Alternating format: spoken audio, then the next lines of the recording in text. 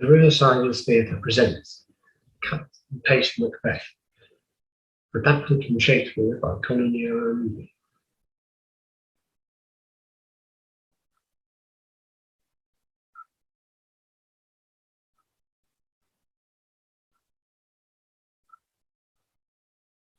The cast: Duncan, the Scottish king, played by Matthew.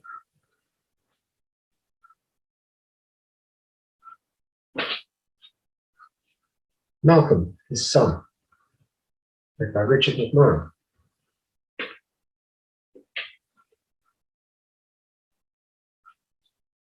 Macbeth, the general in Duncan's army, Matthew Hewitt.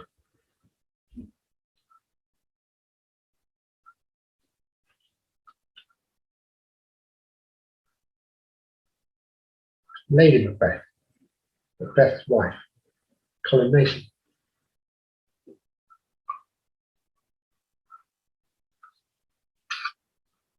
Banquo, the general in Duncan's army, Conor O'Luby.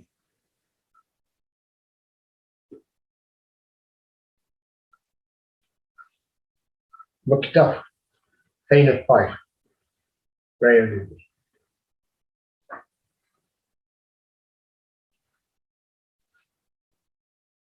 Ross, Scottish Thane, Andrew Ross.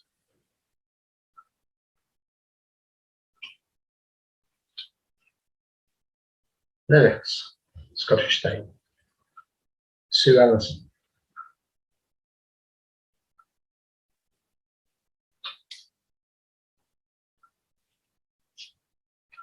Seward, English general, Captain B.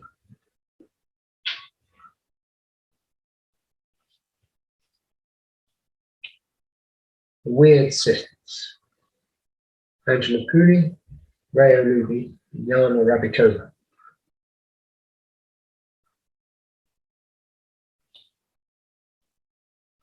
Messenger: Tatiana Etova.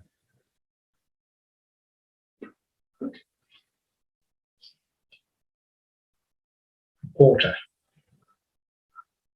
John Adams. All other characters are played by cast members. Music from traditional sources and works created by the cast, played by Ray O'Luby and Richard McMahon.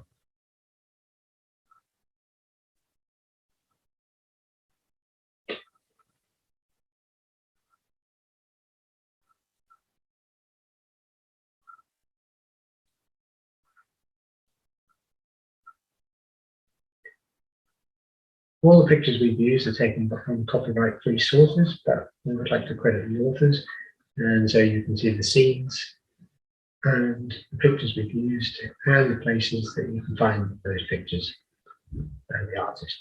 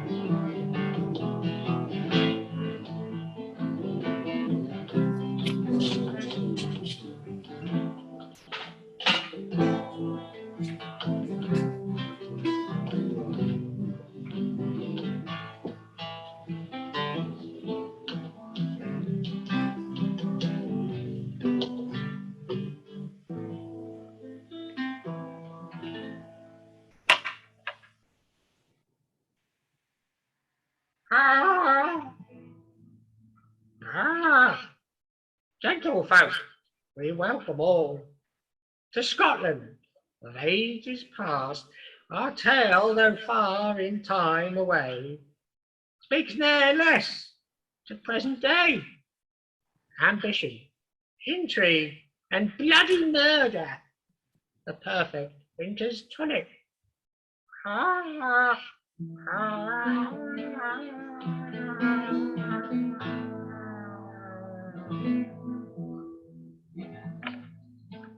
1. Scene 1. A desert place. Thunder and lightning.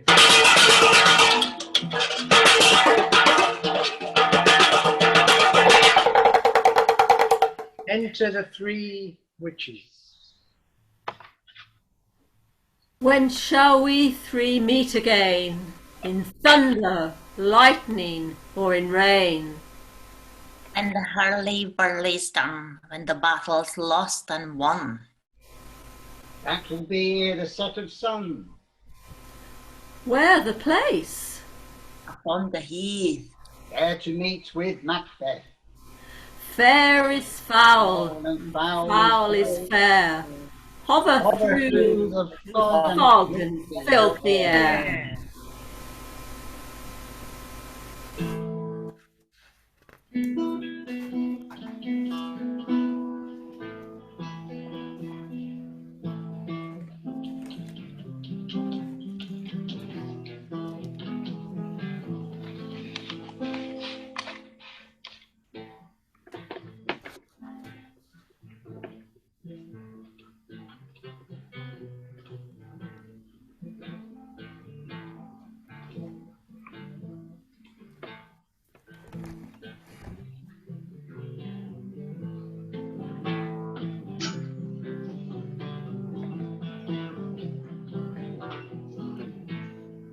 Scene 2. A camp near Forres. Alarms within. Ho! Ho! Went to Malcolm Lennox.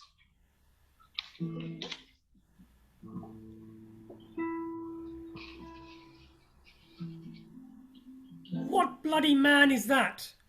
He can report, as seemeth by his plight, of the revolt, the newest state. This is the sergeant, who like a good and hardy soldier fought against my captivity. Hail, brave friend, say to the king the knowledge of the broil, as thou didst believe it. Doubtful it stood before brave Macbeth, disdaining fortune with his brandished steel, till he faced the slave MacDonald, which ne'er shook hands nor bade farewell to him, till he unseamed him from the nave to the chaps, and fixed his head upon our battlements. O valiant cousin, worthy gentleman! But the Norwegian lord surveying vantage, with furbished arms and supplies of men, began a fresh assault. Dismayed not this? Our captains, Macbeth and Banquo. Yes, as sparrows eagles, or the hare the lion, if I say sooth, I must report, they were as cannons overcharged with double cracks.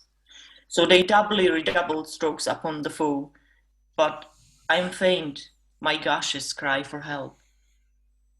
So well thy words become thee as thy wounds. They smack of honour both. Go get him, surgeons.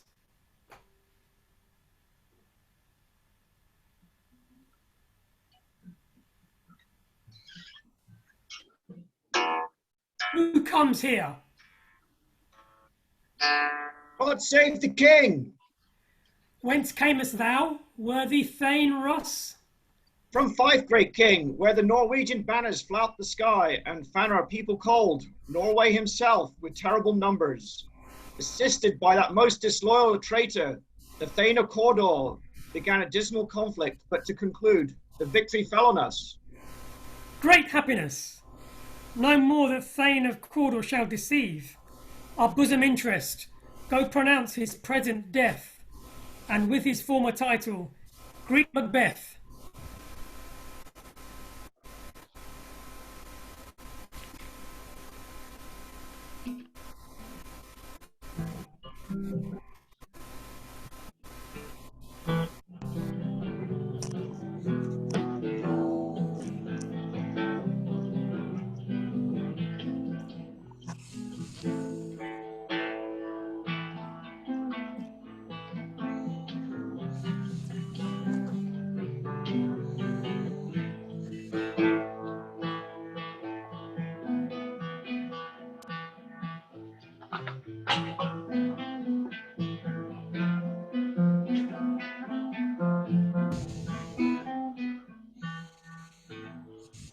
Scene 3, a heath near forest.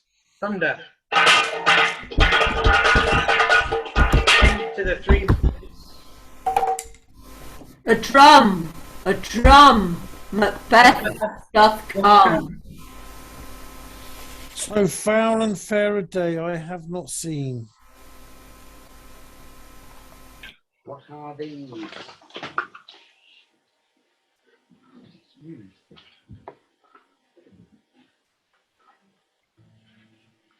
What are these, so withered and so wild in their attire, that look like the inhabitants of the earth, not, and yet are aren't? You should be women, and yet your beards forbid me to interpret that you are so. Speak, if you can, what are you? All hail, Macbeth, hail to thee, All hail. Thane of Glamis. All hail, Macbeth, hail to thee, Thane of Cawdor. All hail, Macbeth. Thou shalt be king hereafter. In the name of truth, are ye fantastical, or that indeed which outwardly ye show? Hail, lesser than Macbeth, and greater. Not so happy, yet much happier. Thou shalt get kings, though thou shalt be none. So all hail, Macbeth and Banquo. By Sinel's death, I know I am Thane of Glamis, but how of Cawdor? The Thane of Cawdor lives, a prosperous gentleman, and to be king stands not within the prospect of belief, no more than to be Cawdor. Say from whence you owe this strange intelligence, or why upon this blasted heath you stop our way with such prophetic greeting. Speak, I charge you. The earth hath bubbles, as water has, and these are of them. And whither are they vanished? Into the air, and what's incorporeal melted as breath into the wind, would they had stayed. Were such things here as we do speak about, or have we eaten the insane root that takes the reason prisoner? Your children shall be kings. You shall be king. And Thane of Cawdor too, went it not so?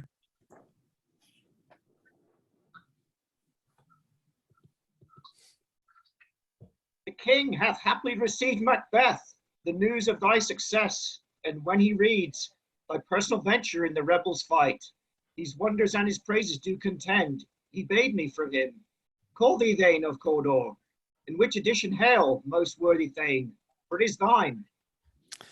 The Thane of Cawdor lives. Why do you dress me in borrowed robes? Who was thy Thane lies yet, but treason's capital confessed and proved, have overthrown him. Glamis and Thane of Cawdor, the greatest is behind. Do you not hope your children shall be kings, when those that gave the Thane of Cawdor to me promised no less to them? It is strange, and oftentimes, to win us to our harm, the instruments of darkness tell us truths, and win us with honest trifles to betray us in deepest confidence. I am Thane of Cawdor. If good, why do I yield to that suggestion whose horrid image does unfix my hair and make my seated heart knock at my ribs against the use of nature? Present fears are less than horrible imaginings. My thought, whose murder yet is but fantastical, shakes so my single state of man that function is smothered in surmise, and nothing but what is not. If chance will have me king, why chance may crown me without my stir. Come what may, time and the hour runs through the roughest day. Worthy Macbeth, we stay upon your leisure. Give me your favour. My dull brain was wrought with things forgotten.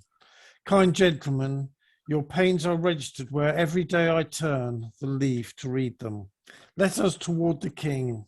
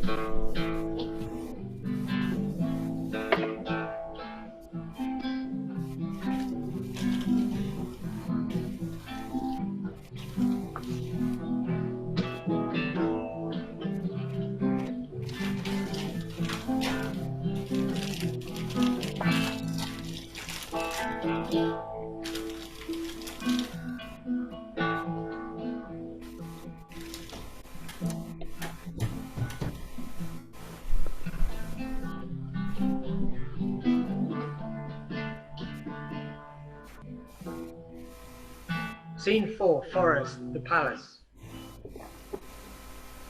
Flourish.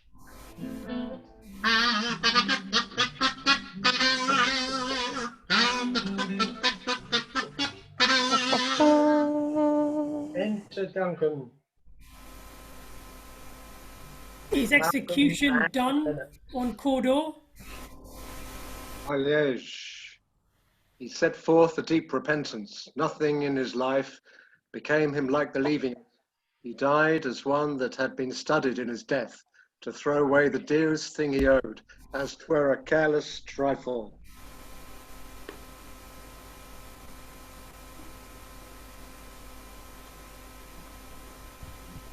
O worthiest cousin, the sin of my ingratitude even now was heavy on me. Only I have left to say, more is thy due than more than all can pay. The service and the loyalty I owe in doing it pays itself. Welcome hither. I have begun to plant thee, and will labour to make thee full of growing. Noble Banquo, that hast no less deserved, nor must be known, no less to have done so. Let me enfold thee, and hold thee to my heart. There if I grow, the harvest is your own. Sons, kingsmen, thanes, and you whose places are the nearest know, we will establish our estate upon our eldest Malcolm, whom we name hereafter the Prince of Cumberland. I'll be myself the harbinger, and make joyful the hearing of my wife with your approach. So humbly take my leave. The Prince of Cumberland, that is a step on which I must fall down, or else I'll leap. For in my way it lies. Stars, hide your fires. Let not light see my black and deep desires. The eye wink at the hand, yet let that be which the eye fears when it is done to see.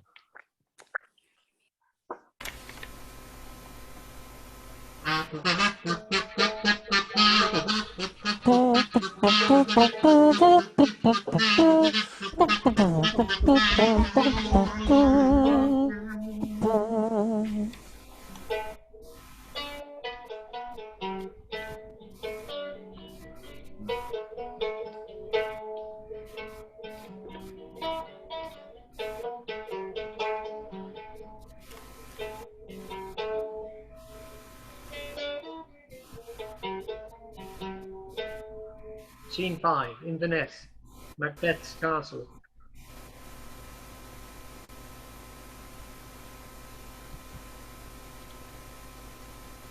Enter Lady Macbeth. They met me in the day of success, and I have learnt by the perfectest report they have more in them than mortal knowledge. When I burned in desire to question them further, they made themselves air into which they vanished. Whilst I stood wrapped in the wonder of it, came missives from the king, who all hailed me Thane of Cawdor, by which title before these weird sisters saluted me, and referred me to the coming on of time with Hail, King that shalt be. This have I thought good to deliver thee, my dearest partner of greatness, that thou mightst not lose the due rejoicing by being ignorant of what greatness is promised thee. Lay it to thy heart and farewell. Ah, Glamis thou art and Cawdor, and shalt be what thou art promised. Yet I do fear thy nature, it is too full of the milk of human kindness to catch the nearest way. Thou wouldst be great, art not without ambition, but without the illness should attend it. What thou wouldst highly, thou wouldst thou holily, wouldst not play false, and yet wouldst wrongly win. Thou'dst have great Glamis, that which cries, thus thou must do if thou have it, and that which rather thou dost fear to do than wishes should be undone. Hie thee hither, that I may pour my spirits in thine ear, and chastise with the valour of my tongue all that impedes thee from the golden round. which fate and metaphysical aid doth seem to have thee crowned withal. What is your tidings? The king comes here tonight. Thou art mad to say it. Is not thy master with him, who, were it so, would have informed for preparation? So please you, it is true, Avathen is coming. One of my fellows had the speed of him, who almost dead for breath has scarcely more that would make up his message. Give him tending, he brings great news.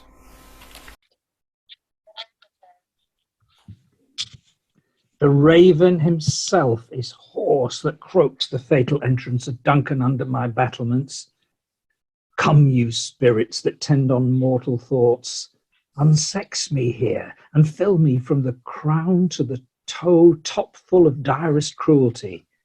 Make thick my blood, stop up the access and passage to remorse, that no compunctious visitings of nature shake my fell purpose, nor keep peace between the effect and it.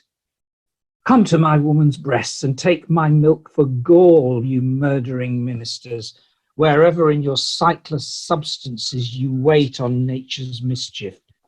Come, thick night, and pall thee in the dunnest smoke of hell, that my keen knife see not the wound it makes, nor heaven peep through the blanket of the dark to cry, hold, hold.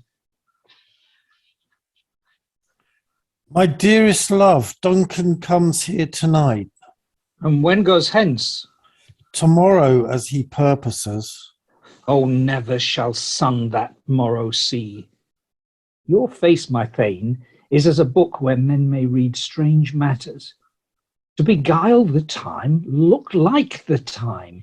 Bear welcome in your eye, your hand, your tongue, look like the innocent flower, but be the serpent under it. He that's coming must be provided for, and you shall put this night's great business into my dispatch, which shall to all our nights and days to come give solely sovereign sway and masterdom. We will speak further. Only look up clear. To alter favour ever is to fear. Leave all the rest to me.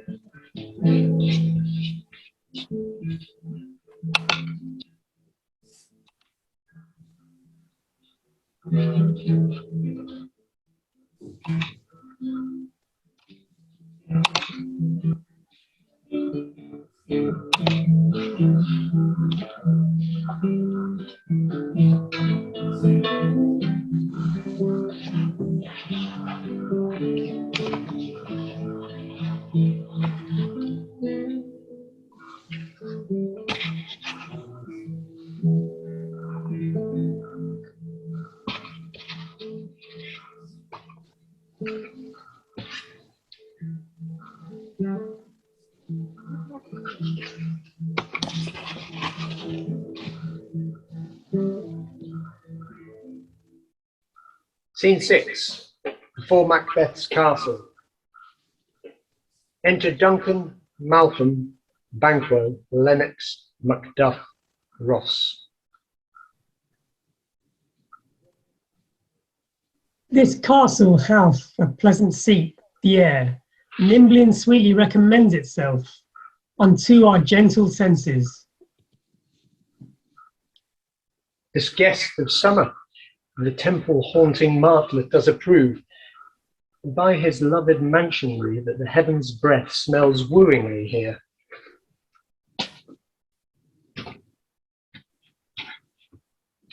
See, our honoured hostess. All our service in every point twice done, and then done double, were poor and single business to contend against those honours deep and broad wherewith your majesty loads our house. Where's the Thane of Cawdor? We cursed him at the heels and had a purpose to be his purveyor, but he rides well. And his great love, sharp as his spur, hath holp him to his home before us. Fair and noble hostess, we are your guest tonight. Your servants ever have theirs themselves, and what is theirs in compt, to make their audit at your highness's pleasure, still to return your own.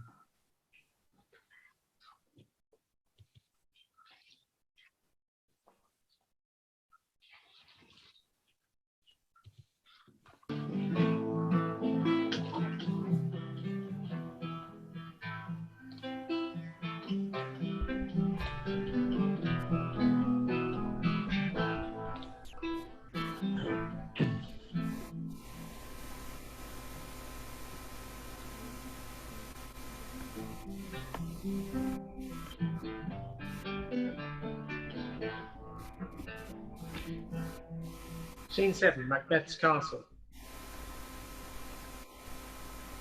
Enter a sewer and diverse servants. Enter Macbeth. If it were done when 'tis done, then 'twere well it were done quickly. If the assassination could trammel up the consequence and catch with his case success, that but this blow might be the be-all and the end-all here. But here upon this bank and shoal of time will jump the life to come. But in these cases we still have judgment here, that we but teach bloody instructions, which being taught return to plague the inventor.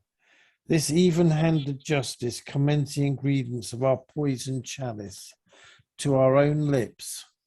He's here in double trust. First, as I am his kinsman and his subject, strong both against the deed, then as his host, who should against his murderer shut the door, not bear the knife myself? Besides, this Duncan hath borne his faculties so meek, hath been so clear in his great office, that his virtues will plead like angels, trumpet-tongued, against the deep damnation of his taking off, and pity, like a naked newborn babe striding the blast, or heaven's cherubim horsed upon the sightless couriers of the air, shall blow the horrid deed in every eye, that tears shall drown in the wind. I have no spur to prick the sides of my intent, but only vaulting ambition, which o'erleaps itself and falls on the other.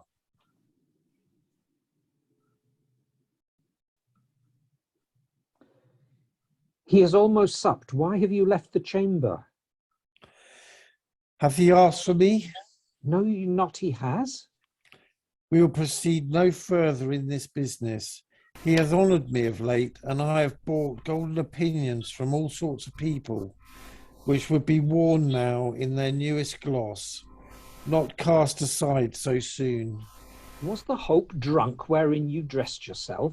Hath it slept since, and wakes it now to look so green and pale at what it did so freely? From this time such I account thy love. Art thou afeard to be the same in thine own act and valour as thou art in desire? Wouldst thou have that which thou esteemest the ornament of life, and live a coward in thine own esteem, letting I dare not wait upon I would, like the poor cat i' the adage? Prithee, peace. I dare do all that may become a man. Who dares do more is none. What beast was it then that made you break this enterprise to me? When you durst do it, then you were a man, and to be more than what you were, you would be so much more the man. Nor time nor place did then adhere, and yet you would make both. They have made themselves, and that their fitness now does unmake you. I have given suck, and I know how tender 'tis to love the babe that makes me. I would, while it was smiling in my face, have plucked my nipple from his boneless gums and dashed the brains out, had I so sworn as you have done to this. If we should fail? We fail, but screw your courage to the sticking place, and we'll not fail. When Duncan is asleep, whereto the rather shall his day's hard journey soundly invite him. His 2 chamberlains will I with wine and wassail so convince that memory, the warder of the brain, shall be a fume, and the receipt of reason a limbeck only. When in swinish sleep their drenched natures lie as in a death, what cannot you and I perform upon the unguarded Duncan? What not put upon his spongy officers, who shall bear the guilt of our great quell? Bring forth men children only, for thy undaunted metal should compose nothing but males. Will it not be received when we have marked with blood those sleepy 2 of his own chamber, and use their very daggers, that they have done it? Who dares receive it other, as we shall make our griefs and clamour roar upon his death? I am settled and bend up each corporal agent to this terrible feat. Away, and mock the time with fairest show. False face must hide what the false heart doth know.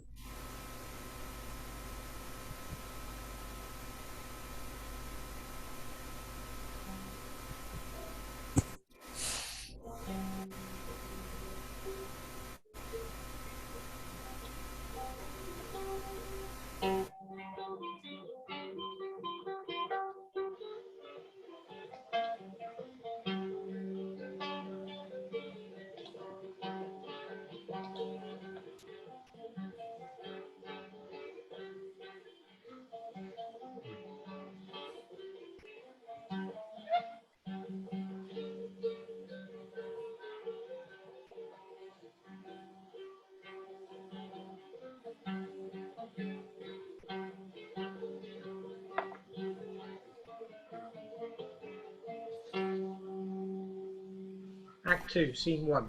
Court of Macbeth's castle. Enter Banquo and Fleance.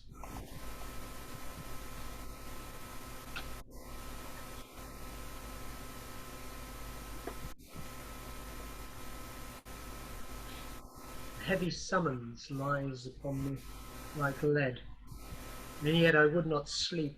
Merciful powers, restrain me in the cursed thoughts that nature gives way to in repose. Who's there? A friend. What's not yet at rest? The king's abed. He hath been an unusual pleasure, and sent forth great largesse to your officers. This diamond he greets your wife withal, by the name of most kind hostess, and shut up in measureless content. Being unprepared, our will became the servant to defect, which else should free have wrought. All's well. I dreamt last night of the 3 weird sisters. To you they have showed some truth. I think not of them, yet when we can entreat now to serve, we would spend it in some words upon that business, if you would grant the time. At your kind's leisure. Good repose the while. Thanks, sir. The like to you.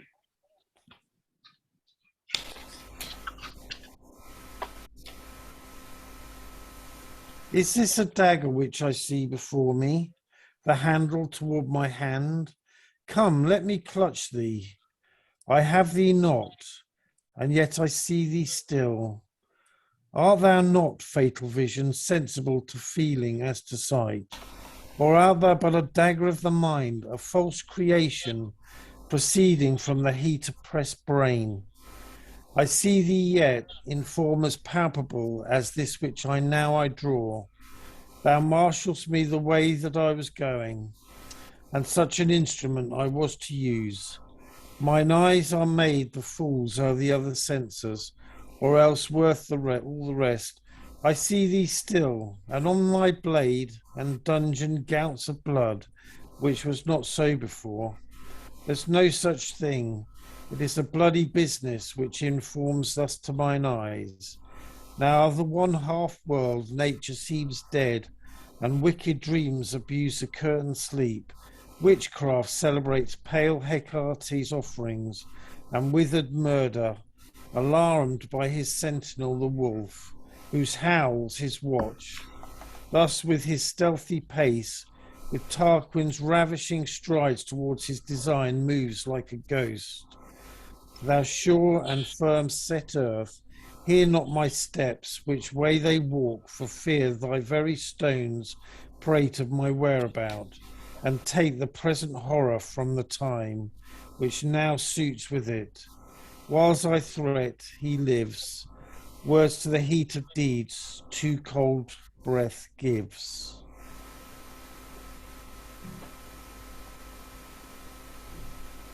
I go, and it is done. The bell invites me. Hear it not, Duncan, for it is a knell that summons thee to heaven or to hell.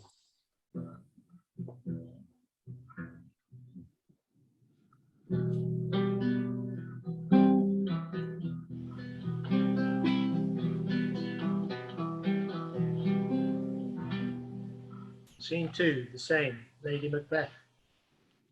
That which hath made them drunk hath made me bold. What hath quenched them hath given me fire. Hark, peace! It was the owl that shrieked, the fatal bellman that gives the sternest good night. He is about it, the doors are open, and the surfeited grooms do mock their charge with snores. I have drugged their possets that death and nature do contend about them, whether they live or die. Who, sir? What? Ho? Alack, I am afraid they have awaked, and 'tis not done. The attempt and not the deed confounds us. Hark! I lay their daggers ready. He could not miss them. Had he not resembled my father as he slept, I had done it. My husband! I have done the deed. Didst thou not hear a noise? I heard the owl scream and the crickets cry. Did you not speak? When? Now. As I descended? Aye. Hark! Who lies in the second chamber? Donalbain.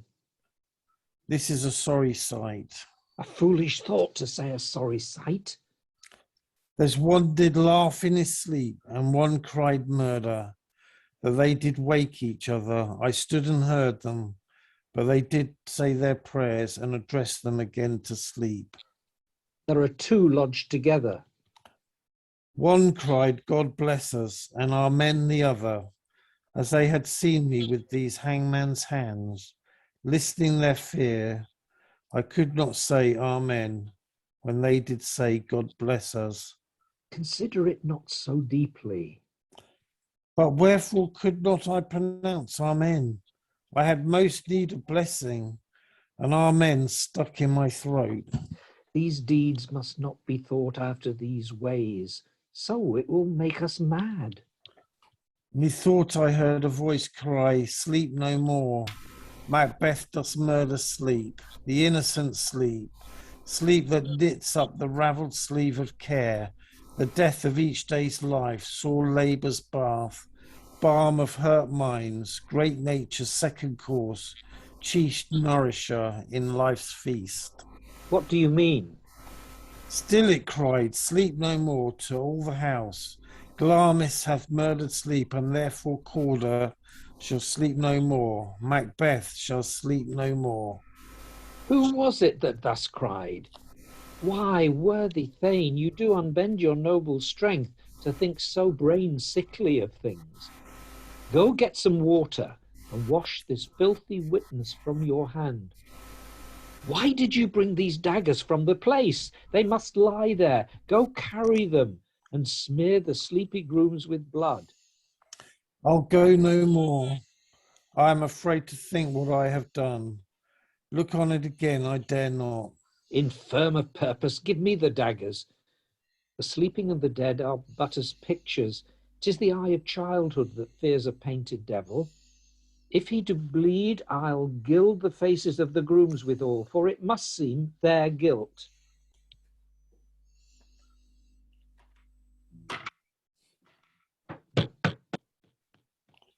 Whence is that knocking? How is't with me, when every noise appalls me?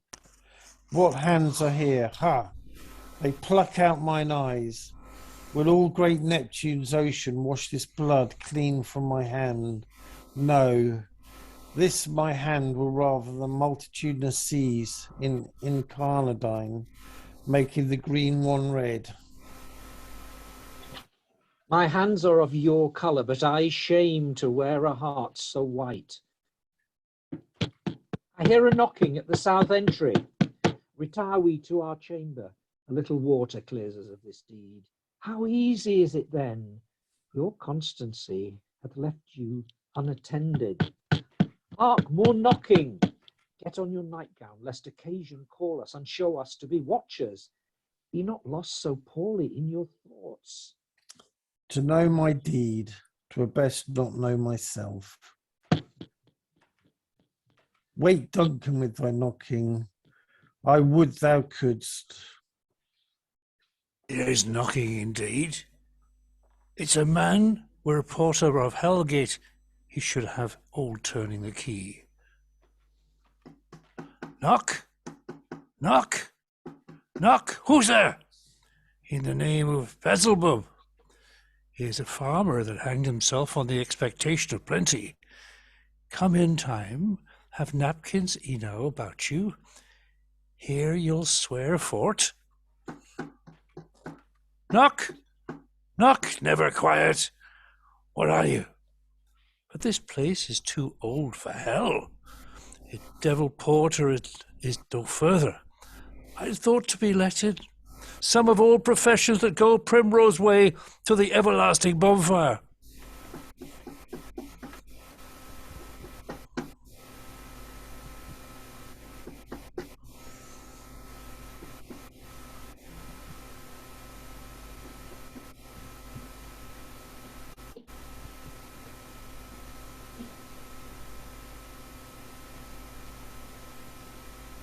Macduff.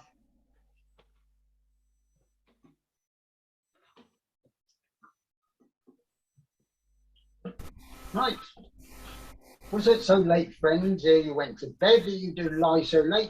Faith, sir, we were carousing till the second cock. I believe drink gave thee the lie last night. Is thy master stirring? Our knocking has awakened. Here he comes. Good morrow, noble sir.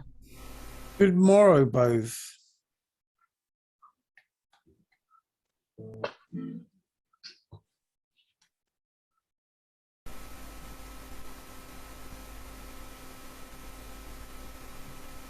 Is the king stirring, worthy Is thy thane? king stirring, worthy thane? Not yet. He did command me to call timely on him.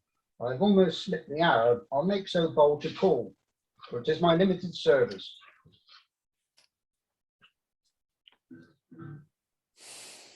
The night has been unruly where we lay. Our chimneys were blown down, and as they say, the lamentings heard in the air, strange screams of death and prophesying with the accents terrible of dire combustion and confused events.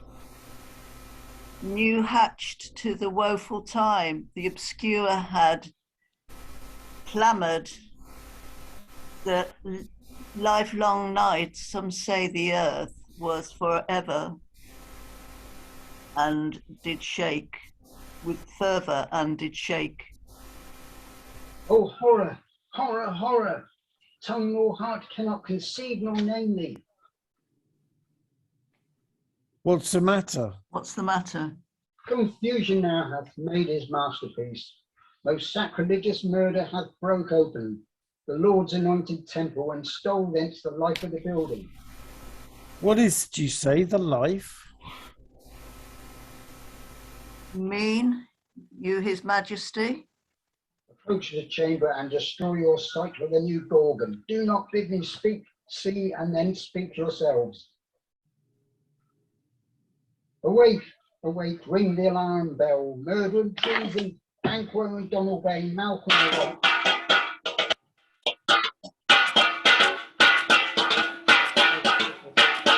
Shake off this downy sleep, death's counterfeit, and look on death itself. Up, up and see, the great doom's image, Malcolm Banquo, as from your graves rise up and walk us like sprites to countenance this horror. Ring the bell. What's this business that such a hideous trumpet calls to parley the sleepers of the house? Speak, speak.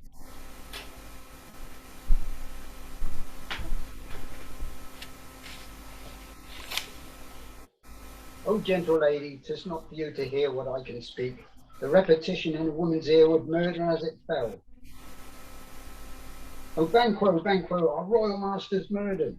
Woe, alas! What, in our house? Too cruel anywhere, dear Duff, I prithee contradict thyself and say it is not so.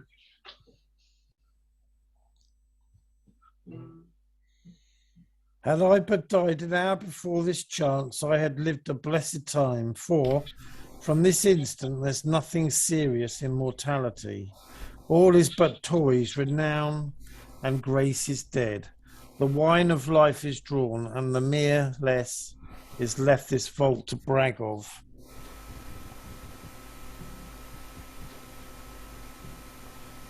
What is amiss? You are, and do not know it. The spring, the head, the fountain of your blood is stopped, the very source of it stopped.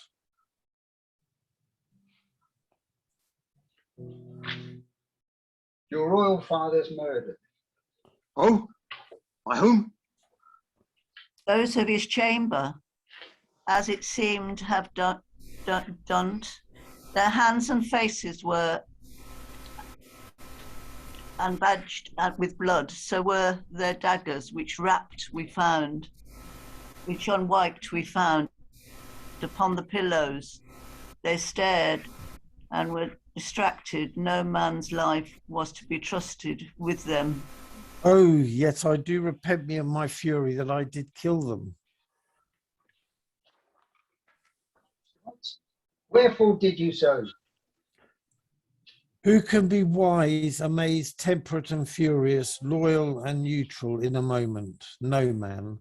The expedition, my violent love, outrun the pauser reason. Here lay Duncan, his silver skin laced with his golden blood, and his gash stabs looked like a breach in nature, for ruin's wasteful entrance. There the murderers, steeped in the colours of their trade, their daggers unmannily breached with gore, who could refrain, that had a heart to love, and in that heart courage to make loves known. Help me hence, ho!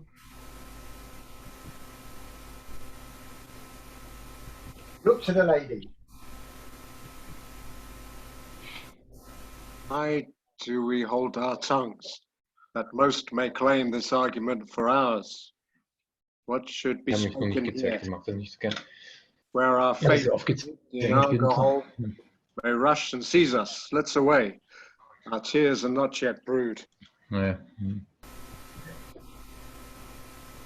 when we have our naked frailties hid, that suffer in exposure, let us meet and question this most bloody piece of work to know it further.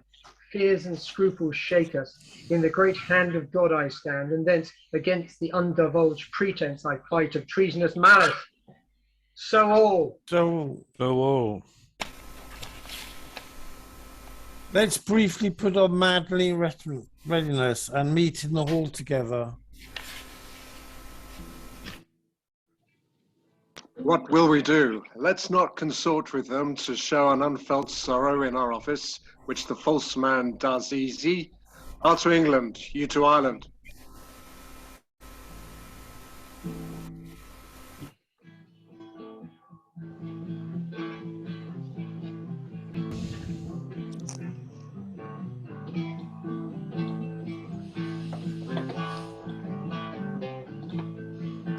Lovely picture.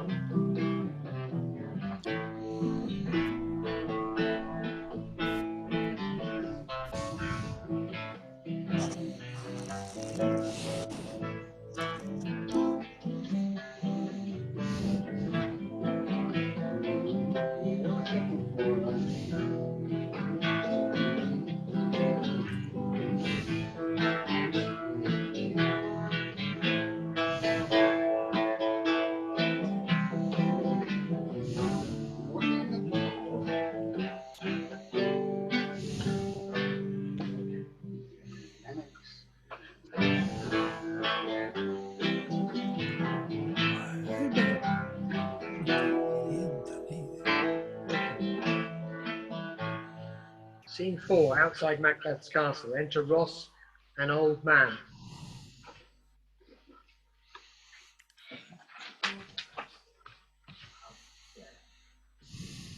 Three score and 10, I can remember well, within the volume of which time I have seen hours dreadful and things strange, but this sore night hath trifled former knowings. Ah, good father, thou seest the heavens as trouble with man's act. Threaten his bloody stage, by the clock 'tis day, and yet dark night strangles the travelling lamp. Is night's predominance or day's shame, that darkness does the fates of earth entomb, when living light should kiss it? How goes the world, sir, now? Why, see you not? Is it known who did this more than bloody deed? Those the Macbeth hath slain. Alas the day! What good could they pretend? They were Sir Roland, Malcolm, and Donald Bain. The king's two sons are stolen away and fled, which puts upon them suspicion of the deed. Gainst nature still, thriftless ambition that wilt raven up, thine own life's means, then 'tis most like the sovereignty will fall upon Macbeth. He is already named and gone to Scone to be infested. Where is Duncan's body? Carried to Cotterkill, the sacred storehouse of his predecessor, guardian of their bones. Will you to Scone? No, cousin, I'll to Fife. Well, I will thither. Well, may you see things well done there, adieu.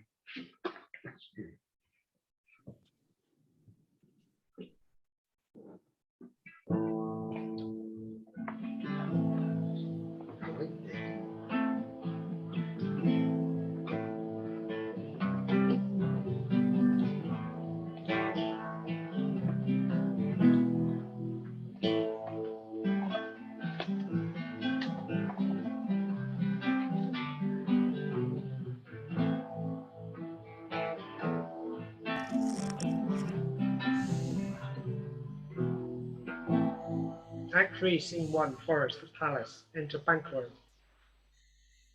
Thou hast it now, King. Cawdor, Glamis, all as the weird women promise, and I fear thou place most foully for it. Yet it was said it should not stand in thy posterity, but that myself should be the root and father of many kings. There come truth from them, as upon thee, Macbeth, their speeches shine. By the verities on thee made good, may there not be my oracles as well, and set me up in hope. No more.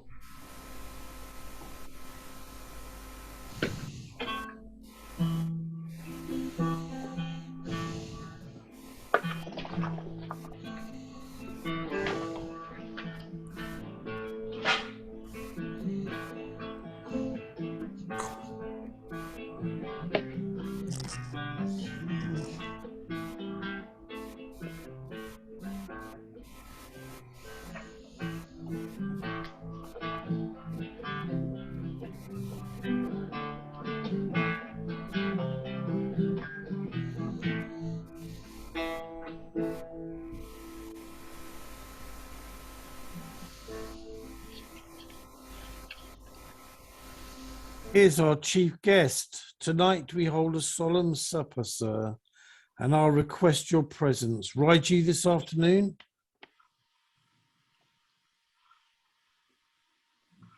Aye, my good lord. We should have else desired your good advice, which still have been both grave and prosperous in this day's council, but we'll take tomorrow. Is it far you ride? As far, my lord, as will fill up the time twixt this and supper. Go not my horse the better. I must become a borrower of the night for a dark hour or twain. We hear our bloody cousins are bestowed in England and in Ireland, not confessing their cruel parricide, filling their hearers with strange invention, but of that tomorrow, when therewithal we shall have cause of state craving us jointly. Hie you to horse, adieu, till you return at night. Goes Fleance with you? Ay, my good lord, our time does call upon us. Let every man be master of his time till 7 at night, to make society the sweeter welcome. We will keep ourselves till supper time alone. While then, God be with you. Sirrah, a word with you. Attend those men our pleasure. They are, my lord, without the palace gate. Bring them before us.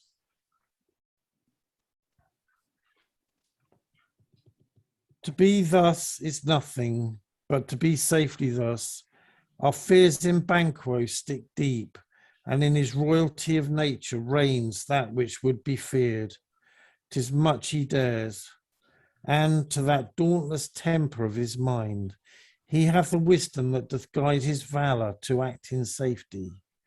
There is none but he whose being do I fear, and under him my genius is rebuked, as it is said Mark Antony's was by Caesar.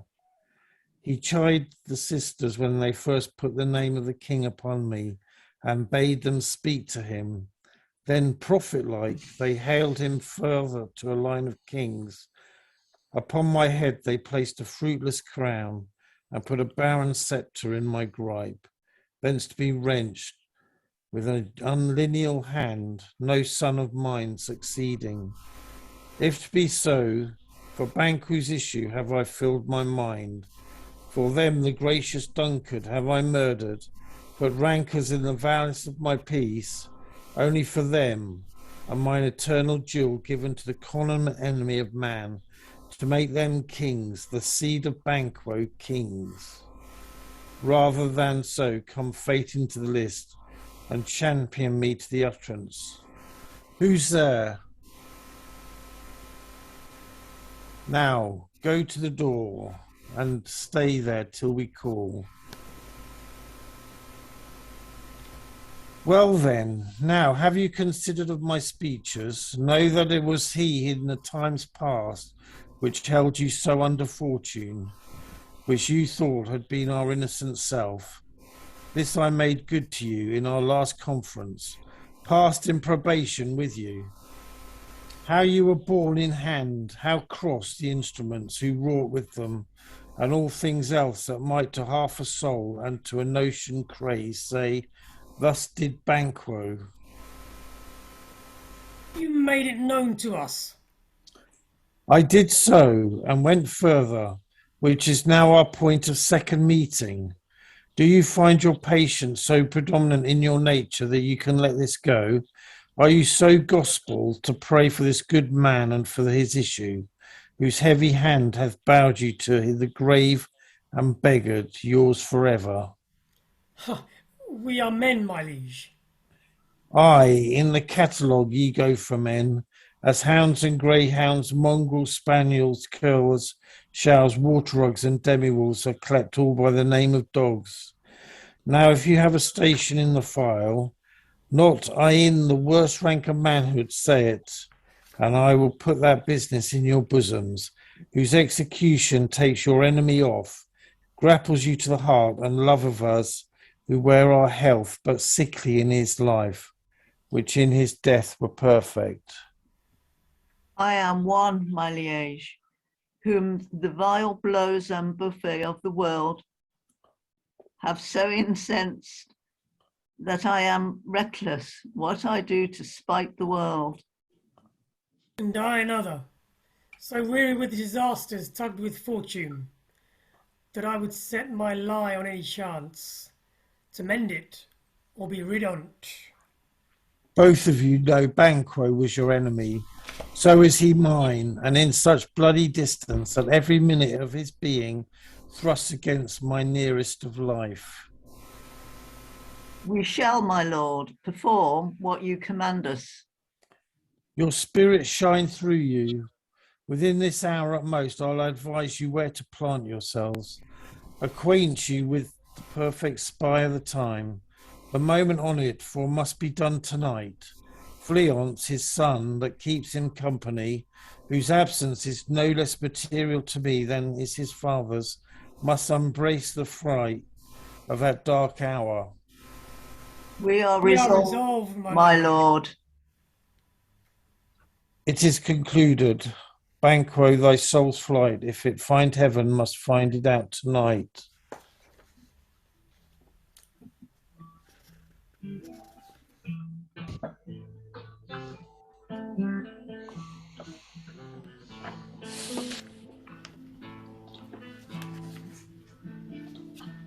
See.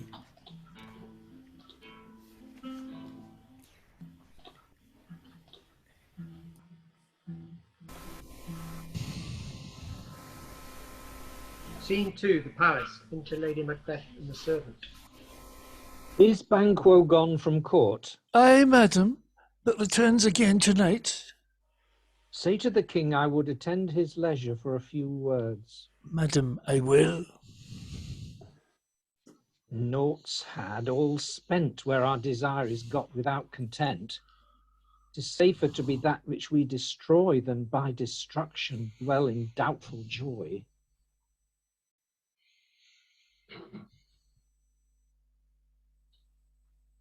How now, my lord?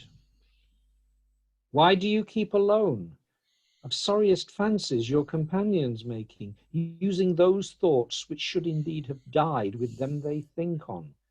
Things without all remedy should be without regard. What's done is done.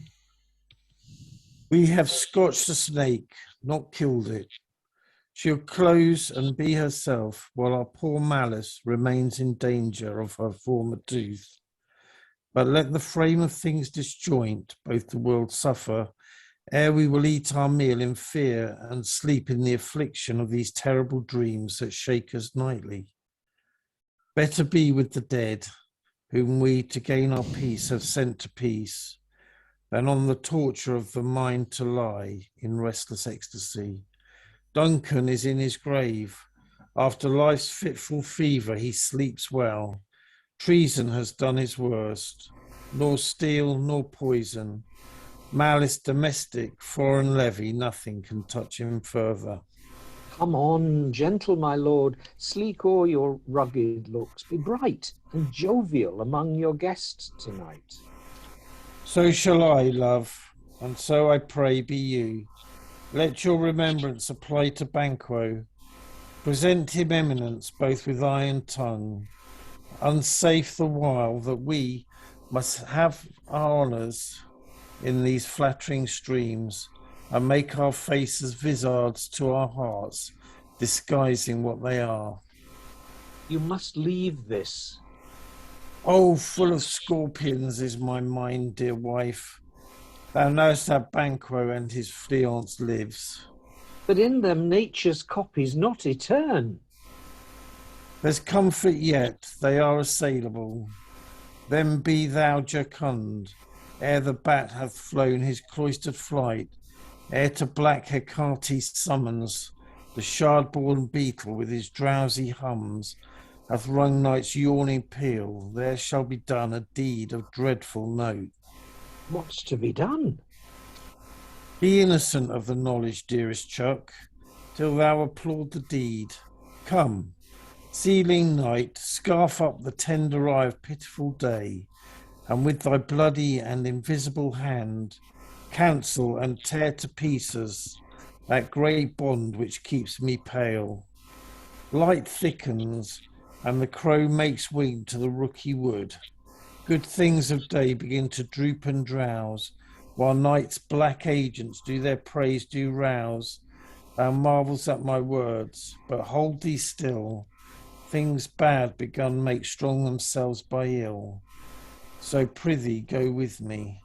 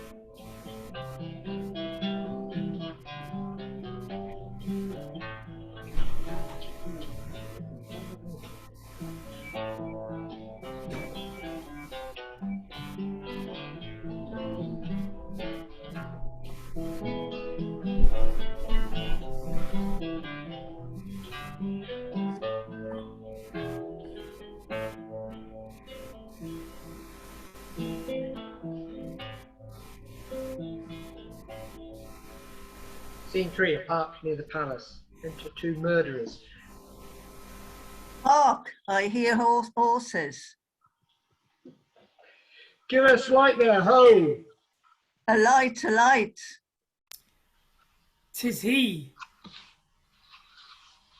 Stand it to it.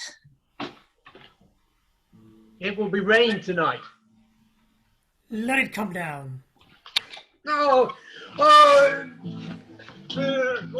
Treachery! Fly, good Cleons! Fly! Fly, thou mayst revenge! Slave! You do strike out the lights. Was not the way? There's but one down. The sun is fled. We have lost best half of our affair. Well, let's away and say how much is done.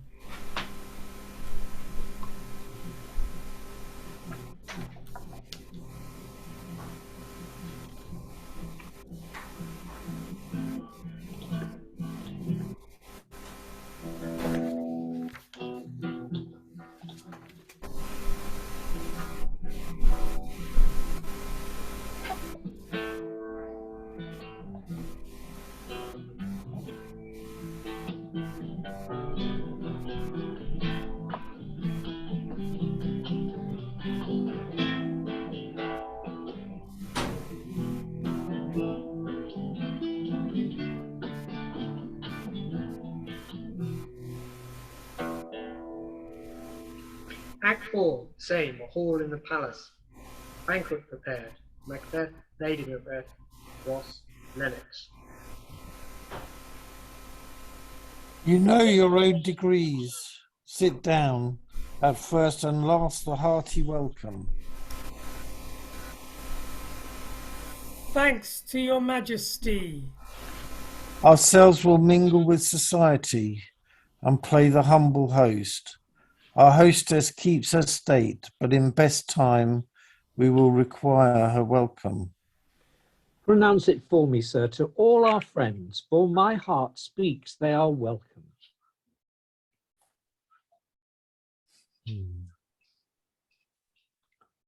See, they encounter thee with their hearts, thanks. Both sides are even. Here I'll sit in the midst. Be large in mirth, anon we'll drink and measure the table round. There's blood on thy face. Is he dispatched? My lord, his throat is cut. That I did for him. Thou art the best of the cutthroats, yet he's good that did the likes for Fleance. If thou didst it, thou art the non-parallel. Most royal, sir. Fleance escaped. Then comes my fit again.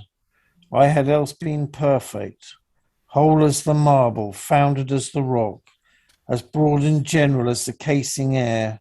But now I am cabined, cribbed, confined, bound into saucy doubts and fears.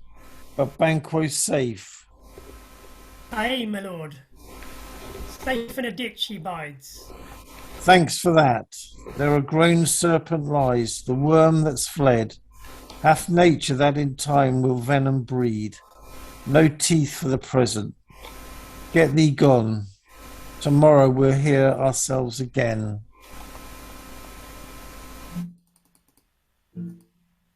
My royal lord, you do not give the cheer.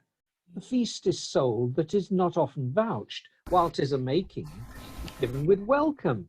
To feed were best at home, from thence the sauce to meat is ceremony. Meeting were bare without it. Sweet remembrance, sir. Now good digestion wait on appetite, and health on both. May it please your highness sit.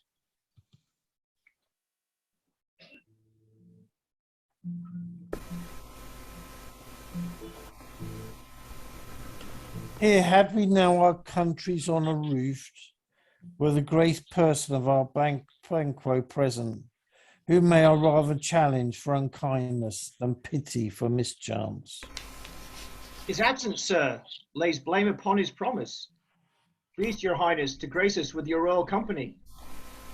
The table's full. Here is a place reserved, sir. Where? Here, my good lord. What isn't that moves, your highness? Which of you have done this? What, my good lord? Thou canst not say I did it. Never shake thy gory looks at me. Gentlemen, rise. His highness is not well. Sit, worthy friends. My lord is often thus, and hath been from his youth. Pray you, keep seat.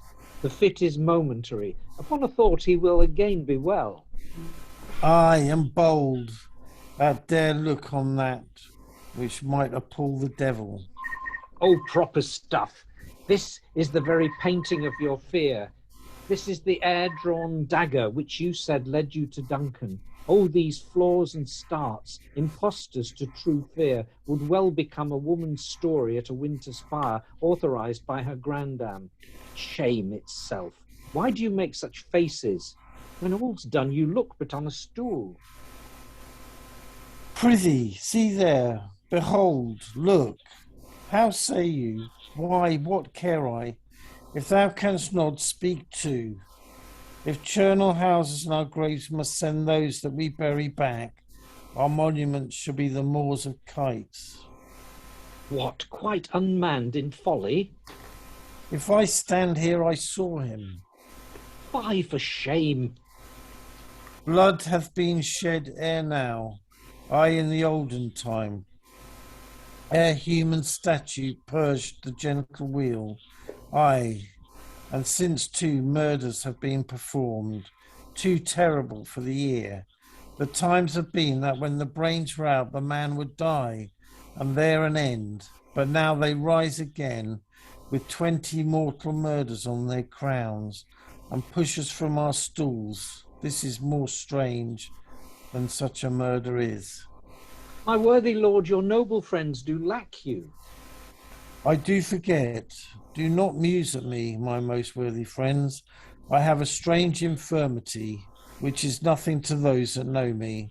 Come, love and health to all. Then I'll sit down. Our duties, then the pledge. Avaunt, and quit my sight. Let the earth hide thee. Thy bones are marrowless, thy blood is cold. Thou hast no speculation in those eyes which thou dost glare with. What man dare, I dare. Approach thou like the rugged Russian bear, the armed rhinoceros, or the Hircian tiger. Take any shape but that, and my firm nerves shall never tremble or be alive again. And dare me to the desert with thy sword. If trembling I inhabit thee, then protest me, the baby of a girl. Hence, horrible shadow, unreal mockery. Hence. You have displaced the mirth, broke the good meeting with most admired disorder. Can such things be, and overcome us like a summer's cloud, without our special wonder? You make me strange even to the disposition that I owe, when now I think you can behold such sights, and keep the natural ruby of your cheeks, when mine is blanched with fear. What sights, my lord? I pray you, speak not. He grows worse and worse. Question enrages him. At once, good night. Stand not upon the order of your going, but go at once. Good night and better health. Attend his majesty. Kind good night to all.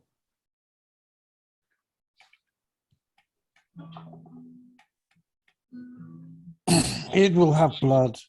They say blood will have blood.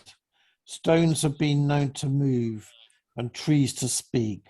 Augurs and understood relations have by magpies and choughs and rooks brought forth the secretest man of blood.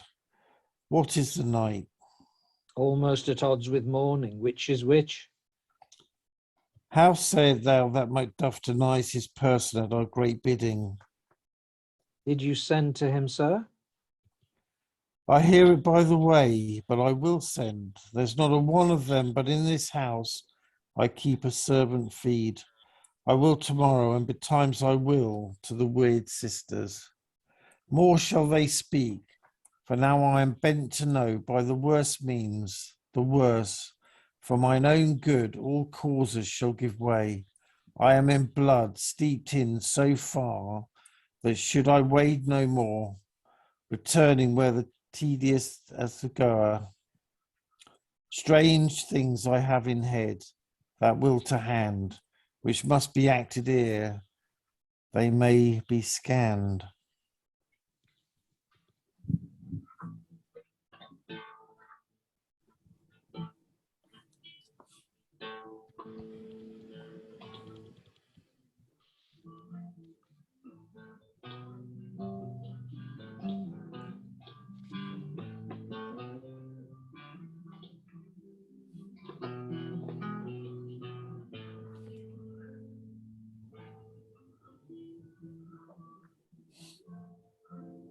Scene 6. Forest, the palace, Lennox and Ross.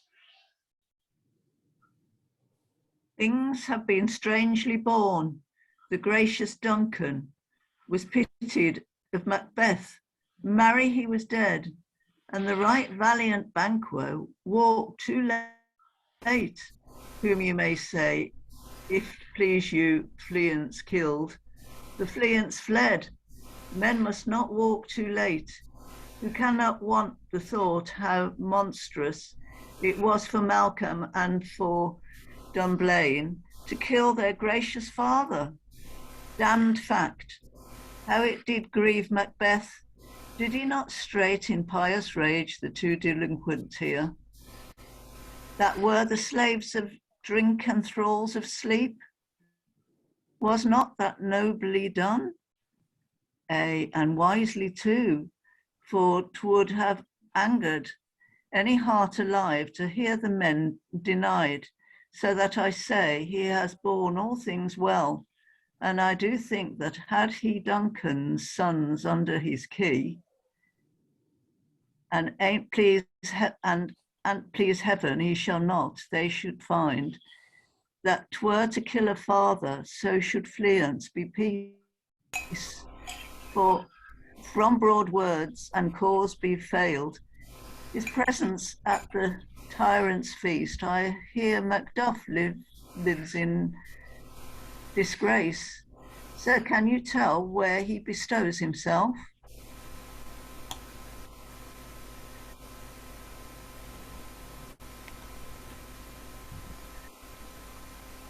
Ross.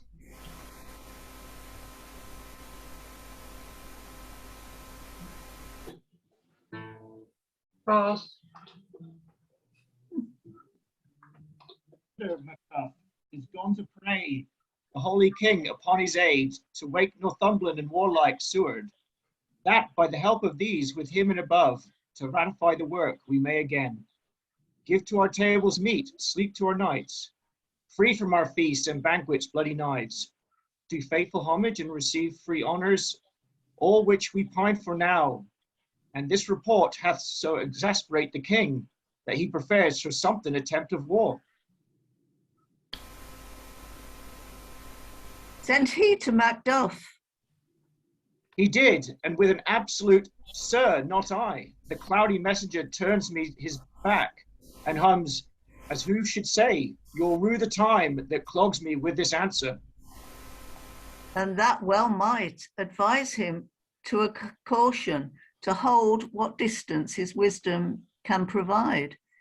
Some holy angel fly to the court of England and unfold his message ere he come, that a swift blessing may soon return to this our suffering country under a hand accursed. I see my pence with him.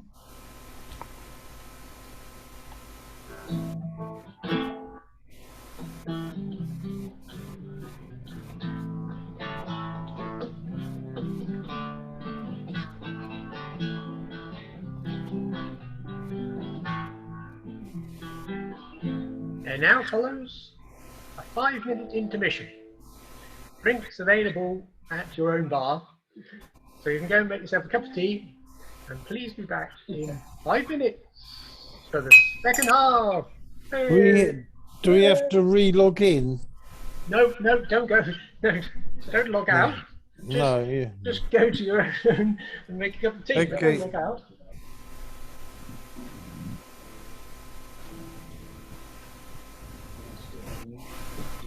You've got it on mute, don't you?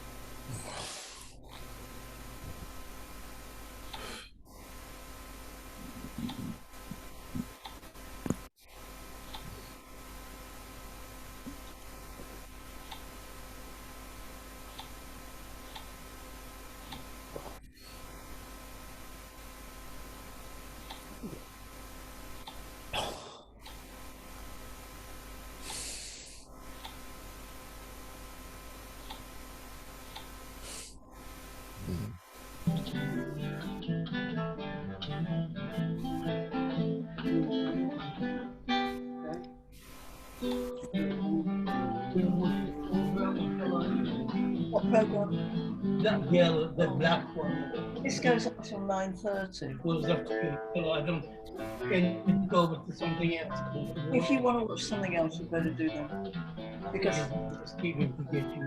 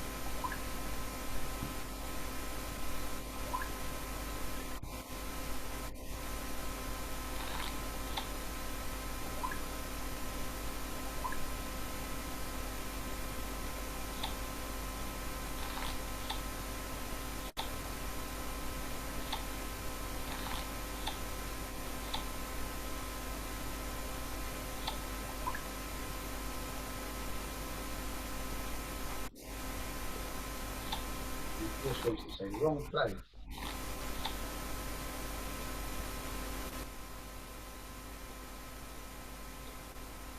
Ready then? You're not putting fire in a minute.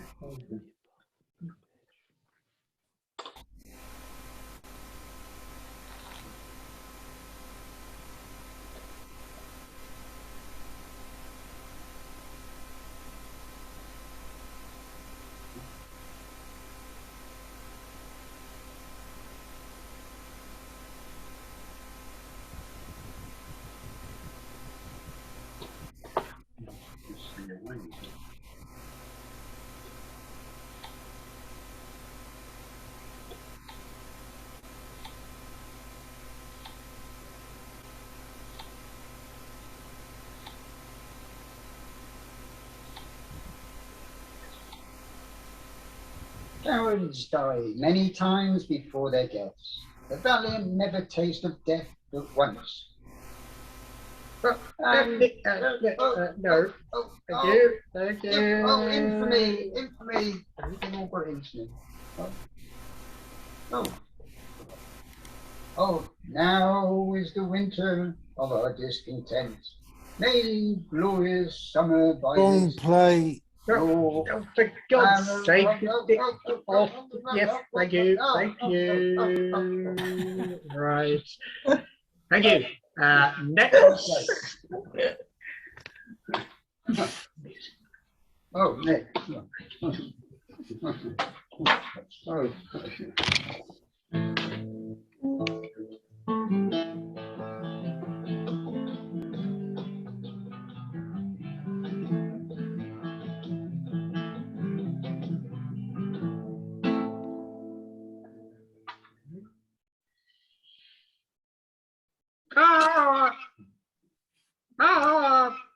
Now to our tale return. The players trapped within the wheel that they have set in motion, like spirits in the thin air. Take care, Macbeth. Take care.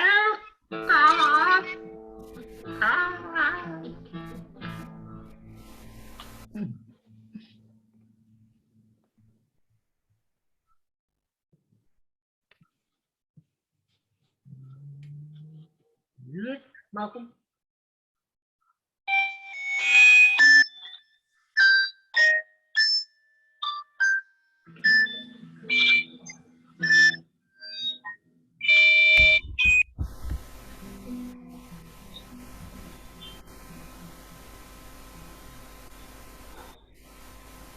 Cavern in the middle. A boiling cauldron. 3 witches. Thunder.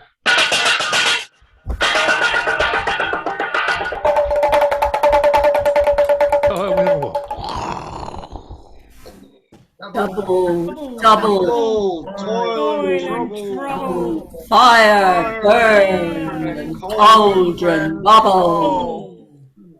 Fillet of a fenny snake in the cauldron boil and bake.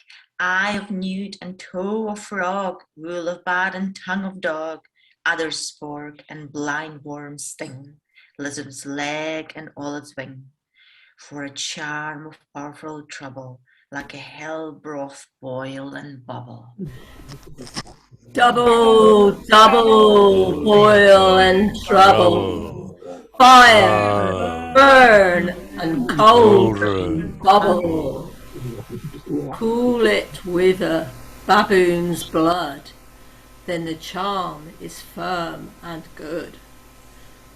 By the pricking of my thumbs, something wicked this way comes.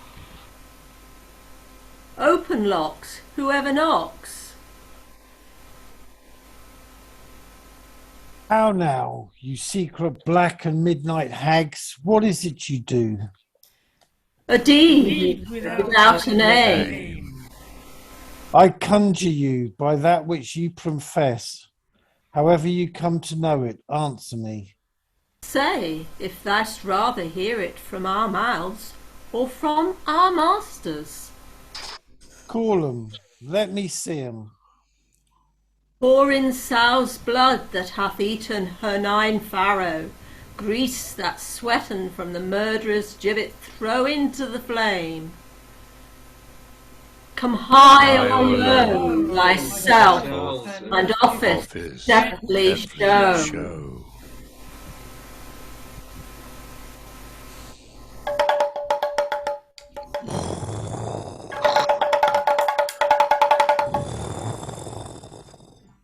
Tell me, thou unknown power. Macbeth, Macbeth, Macbeth! Beware Macduff! Beware the Thane of Fife! Dismiss me! Enough! Whate'er thy fate thou art, for thou good caution thanks. Thou hast harped my fear aright, but one word more.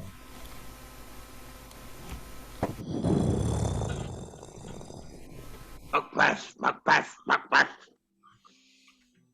Had I 3 ears, I'd hear thee. Be bloody, bold, and resolute, laugh to scorn. The power of man for none of woman born shall harm Macbeth. Then live, Macbeth, what need I fear of thee? But yet I'll make assurance double sure, and take a bond of fate, that thou shalt not live, that I may tell pale-hearted fear it lies, and sleep in spite of thunder.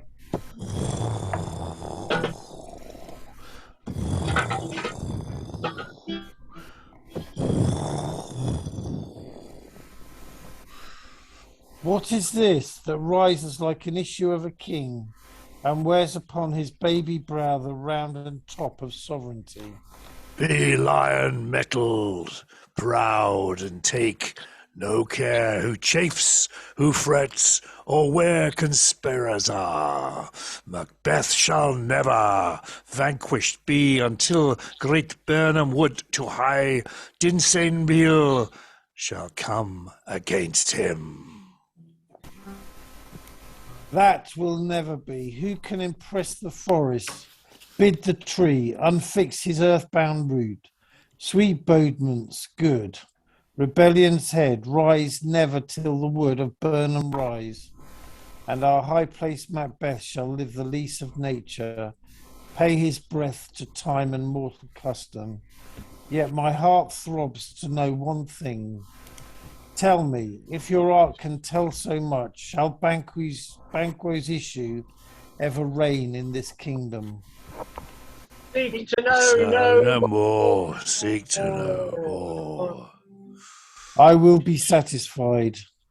Deny me this, and an eternal curse fall on you. Let me know why sinks that cauldron, and what noise is this? Show his eyes, grieve his heart, come like showers, so depart.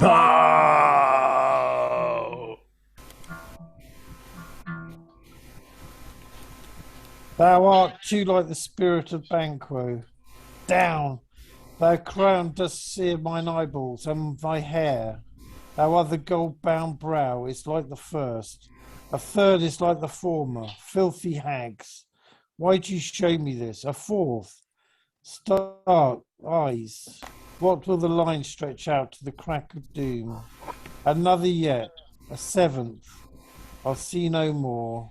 And yet the eighth appears, who bears a glass, which shows me many more. And some I see that twofold balls and treble sceptres carry. Horrible sight. Now I see 'tis true. For the blood-bolted Banquo smiles upon me and points at them for his.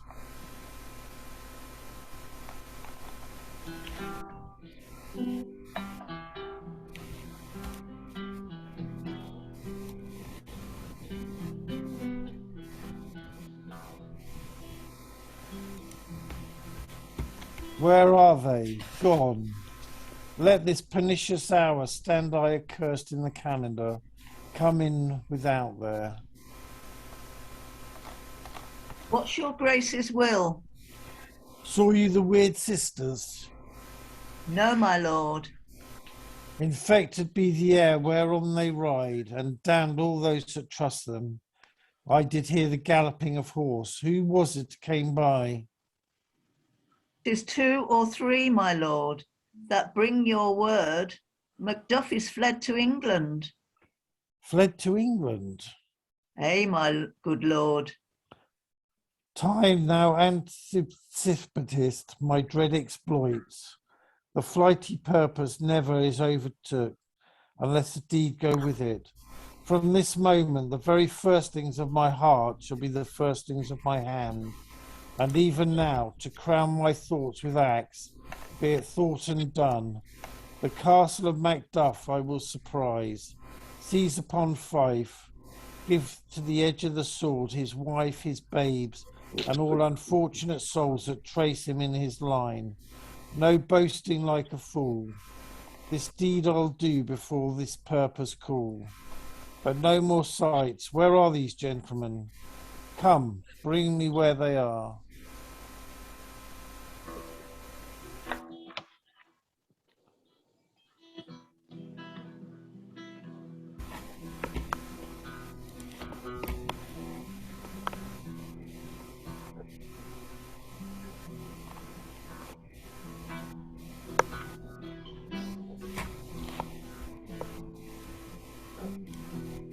Scene 3, England, before the King's Palace, enter Malcolm and Macduff. Let us seek out some desolate shade, and there weep our sad bosoms empty. Let us rather hold fast the mortal sword. Like good men, bestride our downfall and birth them. Each new morn, new widows howl, new orphans cry, new sorrow strikes heaven on the face. And it resounds as it felt of Scotland and yelled out like syllable of dollar. See, who comes here? A countryman, but yet I know him not. My ever gentle cousin, welcome hither. Alas, poor country, almost afraid to know itself, it cannot be called our mother but our grave, where nothing but who knows nothing is once seen to smile, where sighs and groans and shrieks that rend the air are made, not marked, where violent sorrow seems a modern ecstasy, the dead man's knell. Is there scarce asked for who, and good men's lives expire before the flowers in their caps, dying ere they are sickened? O relation, too nice and yet too true. What's the newest grief? That of an hour's age does hiss the speaker. Each minute teems a new one. Eat their comfort. We are coming thither. Gracious England hath lent us good Seward and 10,000 men, an older and a better soldier none than Christendom gives out. How does my wife? Would I could answer this comfort with the like, but I have words that wouldn't be owled in the desert air, where hearing should not latch them. If it be mine, keep it not from me. Quickly, let me have it. Your castle is surprised, your wife and babes savagely slaughtered. To light the manor, we're on the quarry of these murdered deer, to add the death of you. Merciful heaven, what man? Never pull your hats upon your brows. Give sorrow words. The grief that does not speak whispers the o'erfraught heart and bids it break. My children too? Wife, children, servants, all that could be found. And I must be from thence. My wife killed too. I have said. All my pretty ones? Did you say all? Oh, hell-kite all? What's all my pretty chickens and their dam at one fell swoop?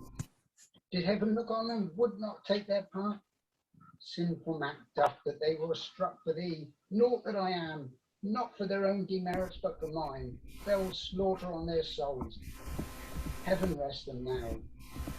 Be this the whetstone of your sword. Let grief convert to anger. Blunt not the heart, enrage it. Oh, I could play the woman with mine eyes and brag it with my tongue. The gentle heavens cut short all intermission, front to front. Bring thou this fiend of Scotland and myself, within my sword's length set him. For this stead, heaven forgive him too. This two-goats manly, come, go we to the king. Our power is ready, our lack is nothing but our leave. Macbeth is ripe for shaking, and the powers above put on their instruments. Receive what cheer you may, the night is long that never finds the day.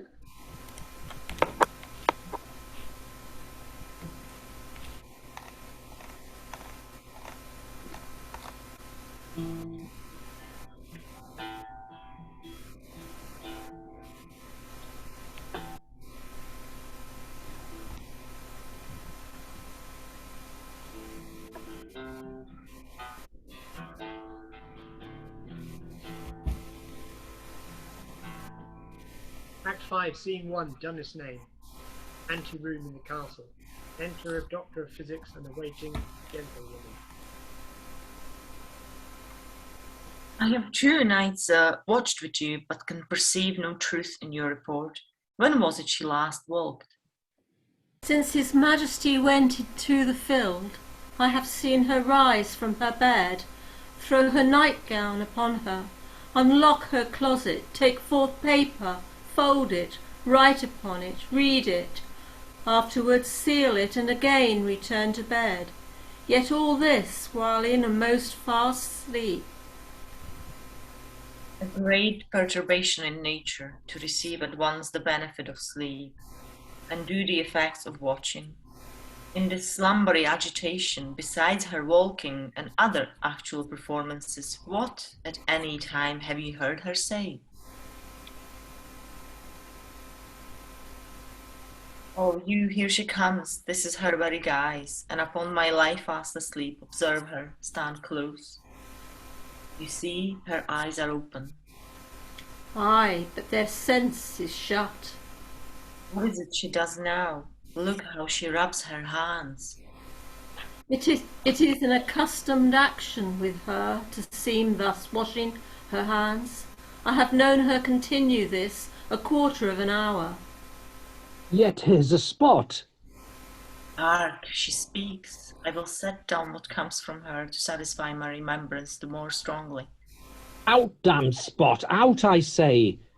1, 2. Why then, 'tis time to do it. Hell is murky. Fie, my lord, fie, a soldier and afeard. What need we fear who knows it, when none can call our power to account?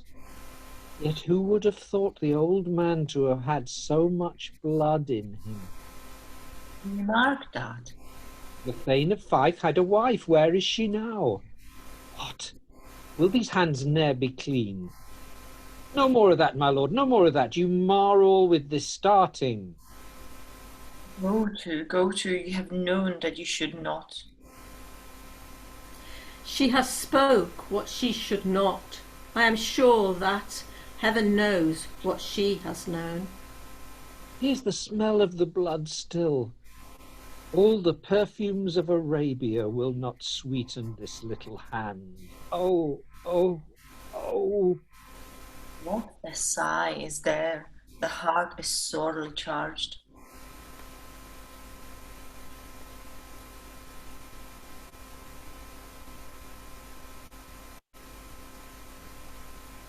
I would not have such a heart in my bosom for the dignity of the whole body. Well, well, well. Great God, it be so. This disease is beyond my practice. Yet I have known those which have walked in their sleep who have died holily in their beds. Wash your hands, put on your nightgown, look not so pale. I tell you yet again, Banquo's buried, he cannot come out on his grave. To bed, there's knocking at the gate. Come, come, come, come, give me your hand. What's done cannot be undone. To bed, to bed, to bed. Foul whisperings are brought, unnatural deeds do breed unnatural troubles. Infected minds to their deaf pillows will discharge their secrets. More need she divine than the physician. God, God, forgive us all. Look after her, remove from her the means of all annoyance, and still keep eyes upon her. So good night. My mind she has mated and amazed my sight. I think but dare not speak.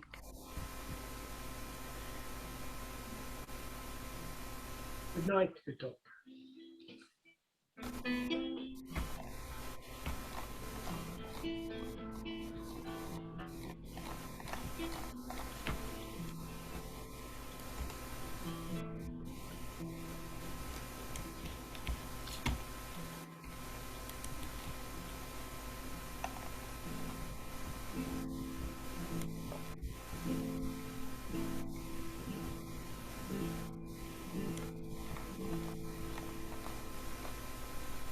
Scene 2, the country near Dundersnane. Drum and colours.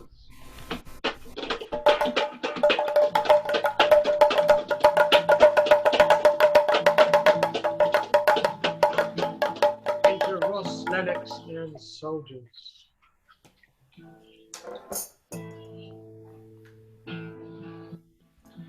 The English power is near, led on by Malcolm, his uncle Seward and the good Macduff. Revenge is burning them for their dear causes. Wood to the bleeding and the grim alarm excite the mortified man. Near Burnham Wood, shall we meet them? The way that they're coming? What does the tyrant? Great Dunisane as strongly fortifies. Some say he is mad, others that lesser hate him do call it valiant fury, but for certain he cannot buckle his distempered cause within the belt of rule. How does he feel? His secret murders sticking on his hands. How minutely revolts upbraid his faith breach. Those he commands move only in command, nothing in love. Now does he feel his title hang loose about him, like a giant's robe upon a dwarfish thief? To dew the sovereign flower and drown the weeds, make we our march towards Burnham.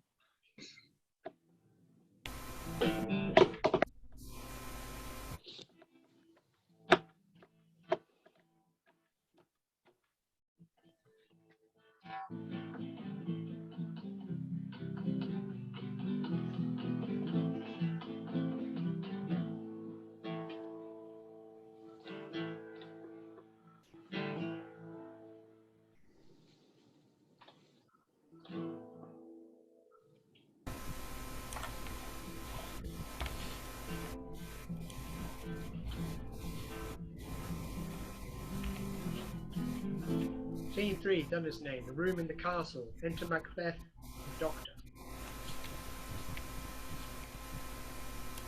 Bring me no more reports. Let them fly all. Till Burnham Wood remove to Dunsinane, I cannot take with fear. What's the boy Malcolm? Was he not born of woman? The spirits that know all mortal consequences have pronounced me thus. Fear not, Macbeth. No man that's born of woman shall e'er have power upon thee. Then fly, false thanes, and mingle with the English epicures. The mind I sway by and the heart I bear shall never sag with doubt nor shake with fear. The devil damn thee black, thou cream-faced loon, where gotst thou that goose look?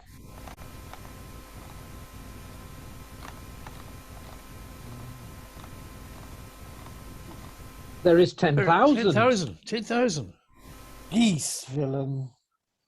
Soldiers. Soldiers, sir. Go prick thy face, and I'll read thy fear, thou lily-livered boy. What soldiers? Patch, death of thy soul. Those linen cheeks of thine are counsellors to fear. What soldiers, whey face? The English fears, so please you. Take thy face hence. Satan, I am sick at heart. When I behold Satan, I say, this push will cheer me ever, or deceit me now. I have lived long enough. My way of life is fallen into the sere, the yellow leaf, and that which should accompany old age, as honour, love, obedience, troops of friends, I must not look to have, but in their stead, curses not loud but deep, mouth honour, breath, which the poor heart would fain deny, and dare not. Satan. What is your gracious pleasure? What news more? All is confirmed, my lord, which was reported. I'll fight till from my bones my flesh be hacked.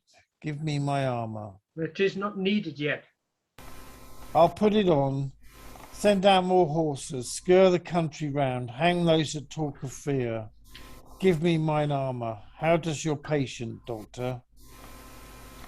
Not so sick, my lord, as she's troubled with thick coming fancies that keep her from her rest. Cure her of that. Canst thou not minister to a mind diseased? Pluck from the memory a rooted sorrow. Raise out the written troubles of the brain, and with some sweet oblivious antidote, cleanse the stuffed bosom of that perilous stuff. which weighs upon the heart. Therein the patient must minister to himself. Throw physic to the dogs, I'll none of it. Come, put mine armour on, give me my staff. Satan, send out. Doctor, the thanes fly from me. Come, sir, dispatch. If thou couldst, doctor, cast the water on my land, end her disease, and purge it to a sound and pristine health, I would applaud thee to the very echo that should applaud again. Pull it off, I say. What rhubarb cyme or what purgative drug would scour these English hence? Hearest thou of them? Aye, my good lord, your royal preparation makes us hear something. Bring it after me. I will not be afraid of death and bane till Burnham Forest come to Dunsinane. Were I from Dunsinane away and clear, profit again should hardly draw me here.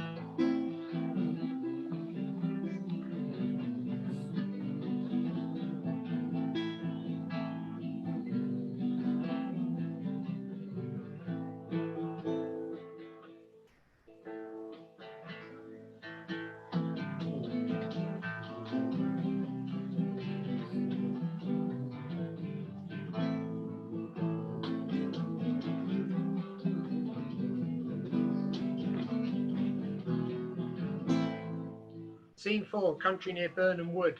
Drums and colours.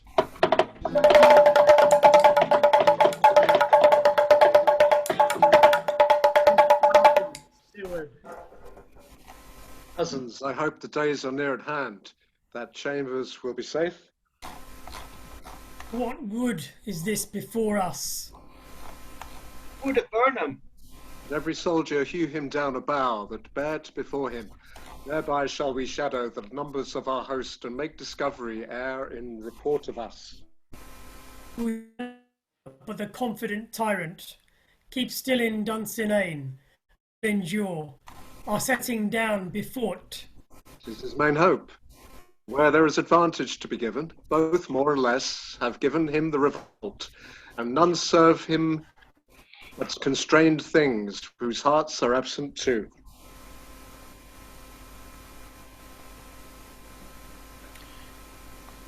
Let our just censures attend the true event, and put we on industrious soldiership. The time approaches. The time approaches. That will due decision make us know. What we shall say we have and what we owe. Thoughts speculative their unsure hopes relate, but certain issue strokes must arbitrate, towards which advance the war.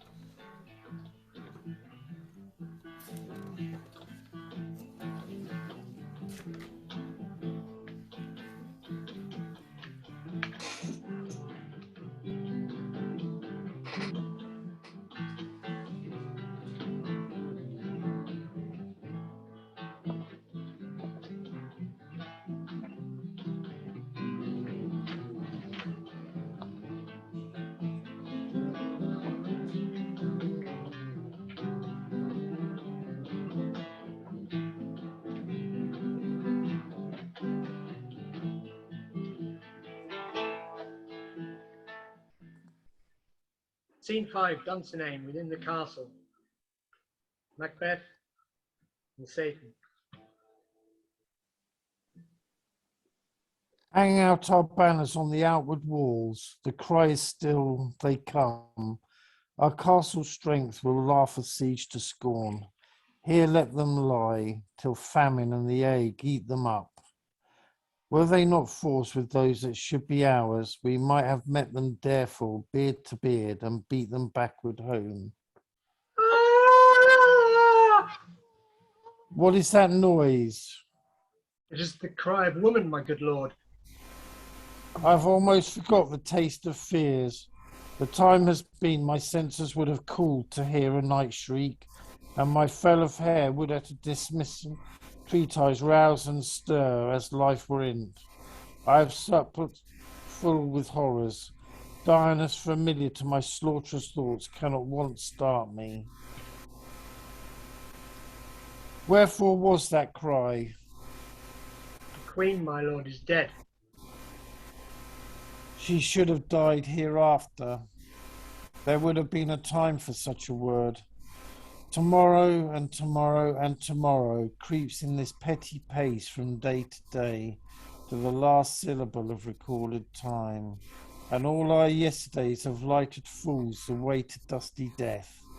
Out, out, brief candle. Life's but a walking shadow, a poor player that struts and frets his hour upon the stage, and then is heard no more. It is a tale told by an idiot, full of sound and fury, signifying nothing.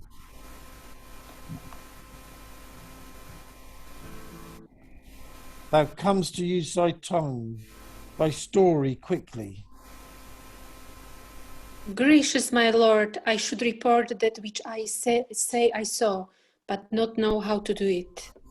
Well, say, sir. As I did stand my watch upon the hill, I looked toward Birmingham and Annun meadow. The wood began to move. Liar and slave. Let me endure your wrath if it's not so. Within the 3 mile you see it coming. I say a moving row. If thou speakest false, upon the next tree shalt thou hang alive, till famine cling thee. If thy speech be sooth, I care not if thou dost for me as much. I pull in resolution, and begin to doubt the equivocation of the fiend that lies like truth.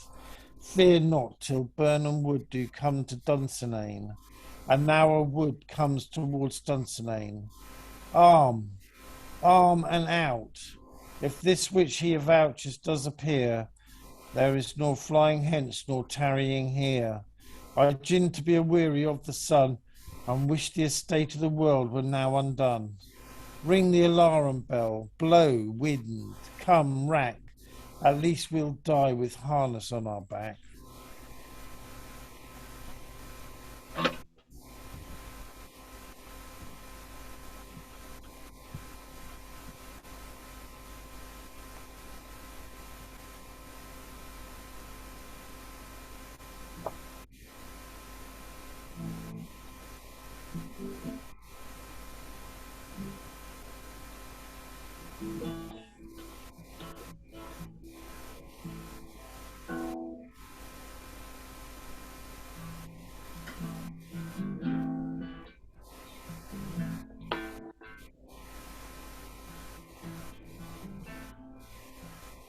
Scene 6, Dunsinane before the castle. Drum and colours.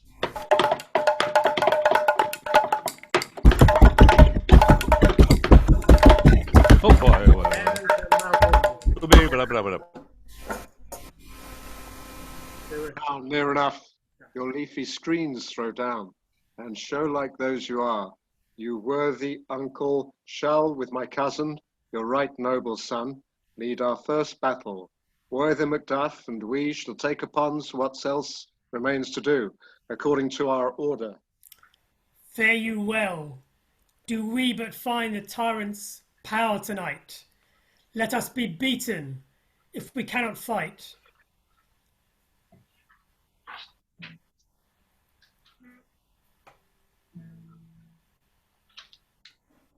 Make all our trumpets speak. Give them all breath those clamorous harbingers of blood and death.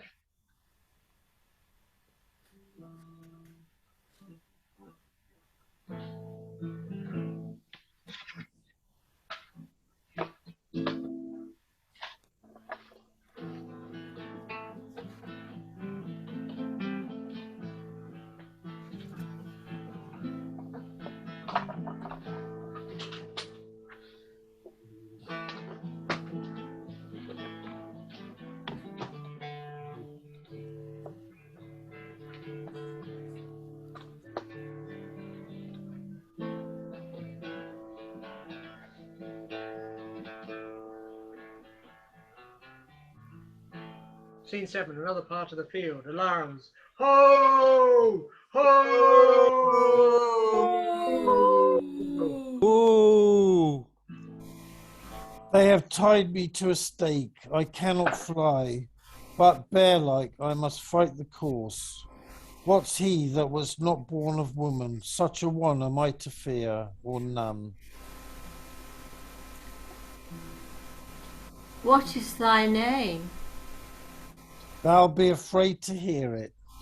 No, though thou callest thyself a hotter name than any is in hell. My name's Macbeth. The devil himself could not pronounce a title more hateful to mine ear. No, nor more fearful. Thou liest, abhorred tyrant, with my sword I'll prove the lie thou speakest.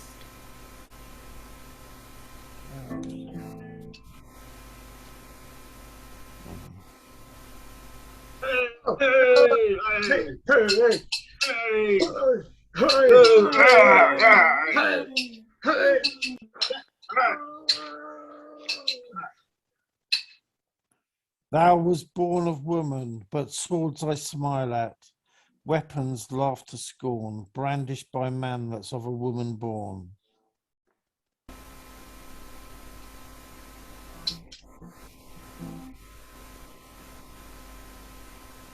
This way the noises. Tyrant, show thy face. If thou best slain, and with no stroke of mine, my wife and children's ghosts will haunt me still. I cannot strike at wretched kerns whose arms are hard to break their staves. Either thou, Macbeth, or else my sword, with an unbattered edge I sheathe again on thee. There thou shouldst be. By this great clatter, one of greatest notes imbruted. Let me find in fortune, and more I beg not.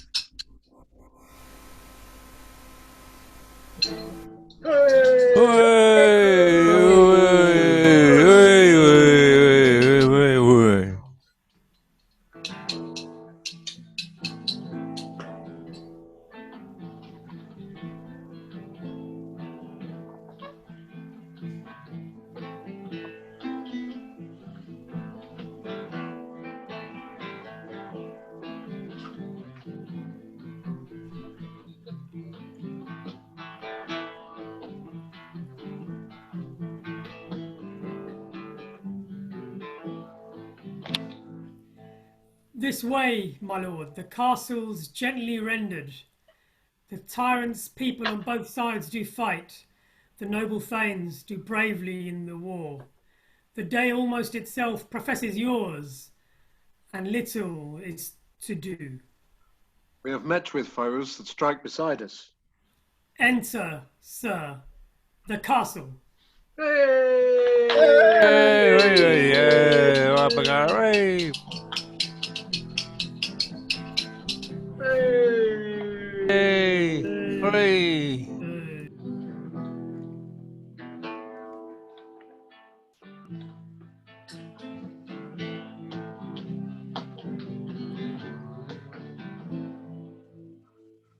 Scene 8, another part of the field. Enter Macbeth. Why should I play the Roman fool and die on mine own sword, while I see lives the gashers do better upon them?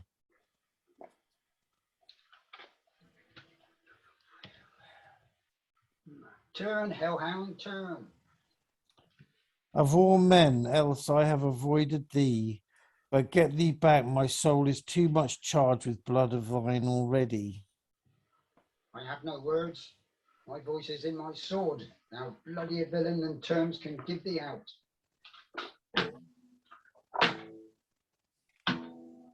Fight. Fine. Hey, cool. Hey! Hey, hey, oh, yeah. Hey, go. Thou losest labour, as easy mayst thou the entrenchment air, with thy keen sword impresses make me bleed. Let fall thy blade on vulnerable crest, I bear a charmed life, which must not yield to one of woman born. Despair thy charm, and let the angel whom thou still hast served tell thee Macduff was from his mother's womb untimely ripped. Accursed be that tongue that tells me so, for it hath cowed my better part of man, and be these juggling fiends no more believed, that palter with us in a double sense, that keep the word of promise to our ear, and break it to our hope. I'll not fight with thee. Then yield thee, coward, and live to be the show and gaze at a time. We'll have thee as our rarer monsters are, painted on a pole and under it, here may you see the tyrant. I will not yield, to kiss the ground before young Malcolm's feet, and to be baited with the rabble's curse. Though Burnham Wood do be come to Dunsinane, and thou opposed being of no woman born, yet I will try the last. Before my body I throw my warlike shield. Lay on, Macduff, and damn be him that first cries, hold enough. Hey.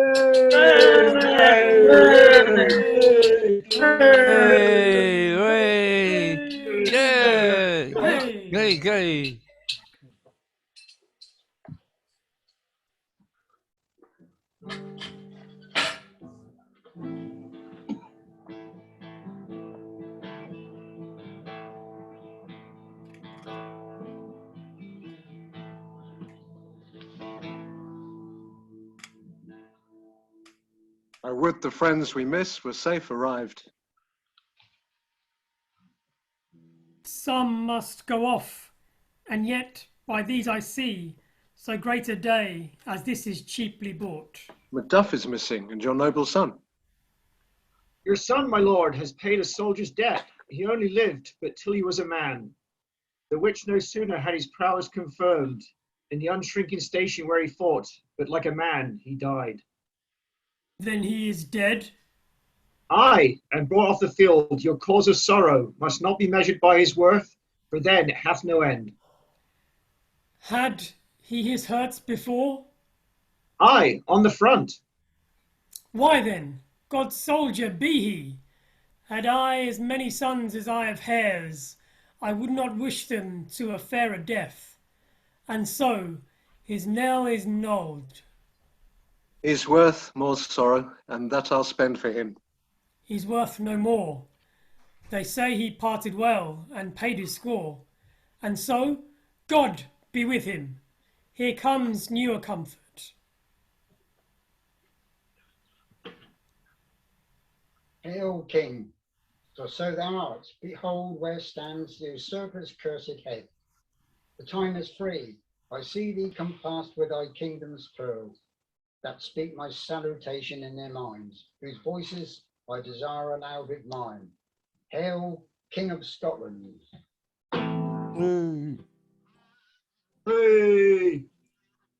My thanes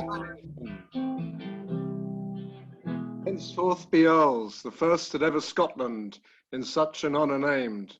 What's more to do, which would be planted newly with the time, as calling home our exiled friends abroad that fled the snares of watchful tyranny, producing forth the cruel ministers of this dead butcher and his fiend-like queen.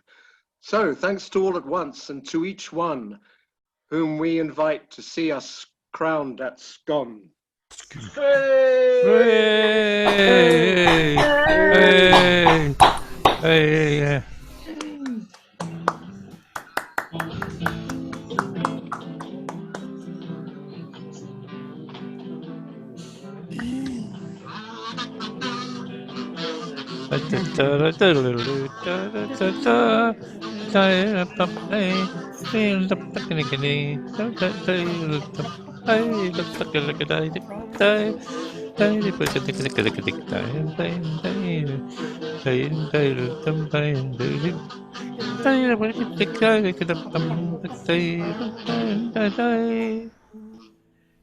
Thank you. Thank you, people. Hey. For joining us this evening to learn this tragic tale of bloody murder and intrigue. Thank you once again. Well done. Until the summer's sun approaches in happier times. Good Great. night all. Good night, all. Good night. Hey. Christmas. Night. Happy Christmas. Happy Christmas. Christmas, Christmas. everybody. Good night. Happy Christmas, everybody. Oh.